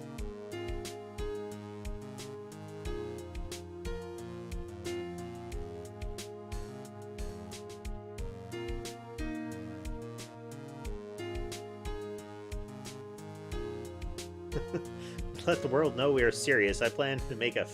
What do you think Zimbabwe is like? There are castles made of cake and bunnies who can talk?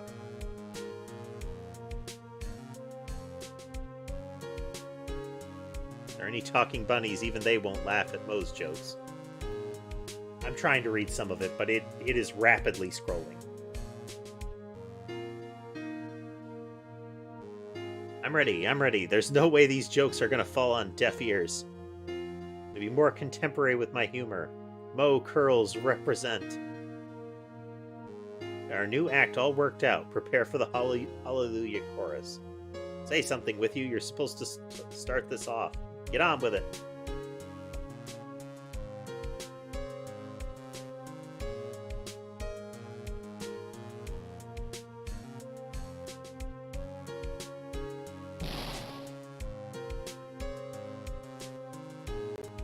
Razor recharging. Can't believe this, really. How long do they plan on making me do this? She is still scanning the place after Edgeworth told her to. Why do I get the feeling they wouldn't forget about me, right?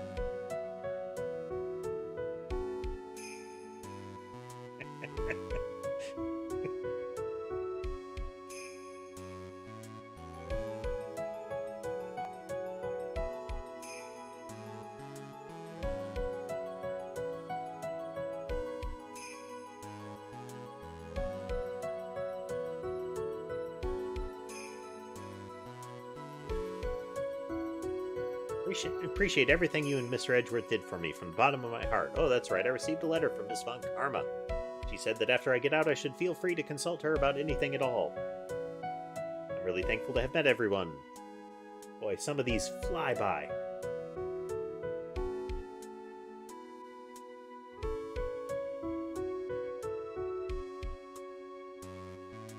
It's become difficult for me in this country as of late. As such, I will take a short leave of absence.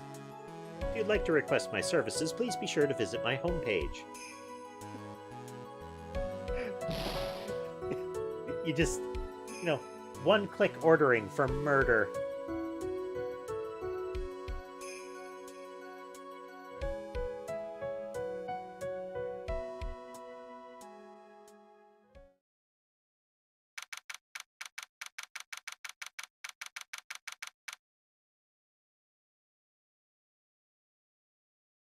National departures, gate 12. Where are you going, Francisca? How did you know I was here? With this? That's... I heard you were planting things on a certain person. Things like tracking devices in his coat, for example.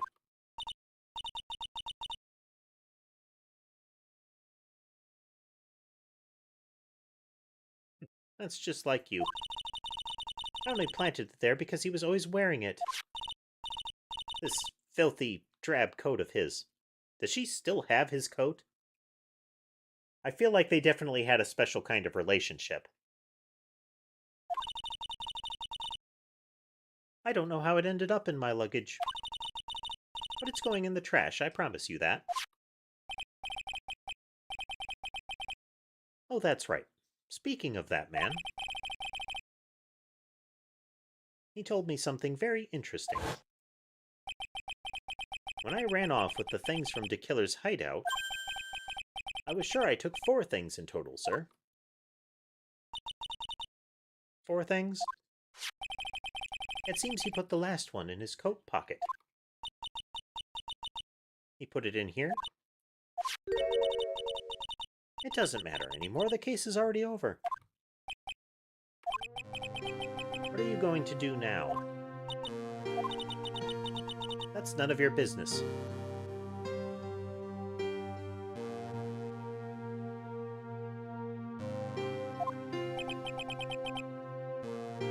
Are you running away?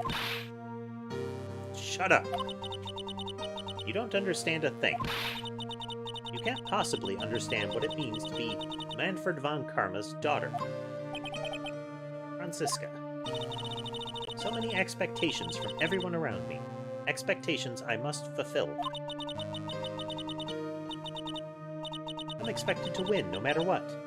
In failure, such a thing is not an option for me. Well, I mean, it is now.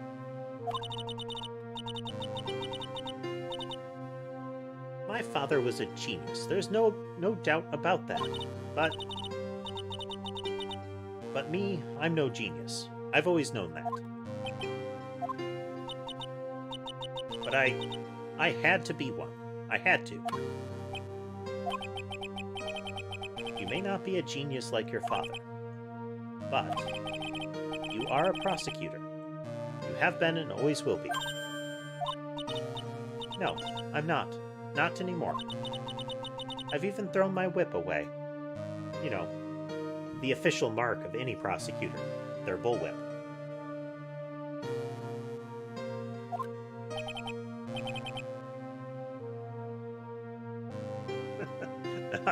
Right. You were supposed to give me the whip. Ha! You haven't changed a bit. You've always left me alone and walked on ahead without me. Miles Edgeworth, I've always hated you. And then, finally, my chance to take revenge on you arrived. If I could win against that man, if I could make Phoenix Wright bow down in defeat, then this girl you left behind would have risen higher than you. That was supposed to be my revenge. I see. You know, I can't do it. I can't change who I am. I can't throw away everything I've been until today. I believe you can. Just like how Adrian Andrews did. Adrian Andrews? You were going to use her during the trial, right? But you were dependent on your father by using his tactics. Isn't that right? Huh. Today, you chased after me, after I had left you behind all these years. And that's why we're standing here now, side by side. But I have no intention of stopping. If you say you're going to quit your walk down the prosecutor's path, then this is where we part ways. Franziska von Karma. Oh, dang. She can... she does have other expressions. I'm Franziska von Karma. I don't think I'm going to walk in your shadow forever. Our battle begins now, so you better prepare yourself, Miles Edgeworth.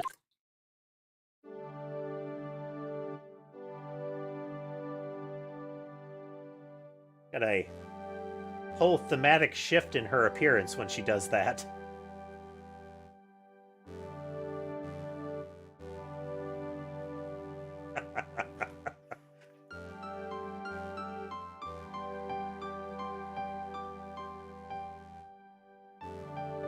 Last piece of evidence that never made it to you. I'll take good care of this fourth piece, so I can give it to you when at last we meet again.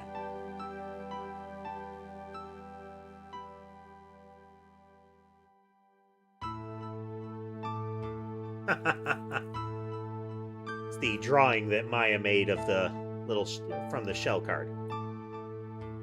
Cute.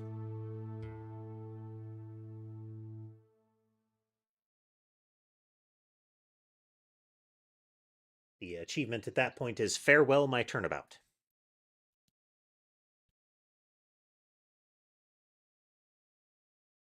Save.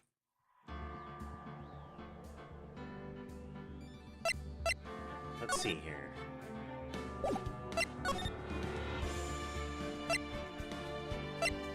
Okay, we have Ace Attorney, then Justice for All, and then Trials and Tribulations are the three. So he just played through Ace Attorney. Nice. But with that said, I think this is a good stopping point for us tonight.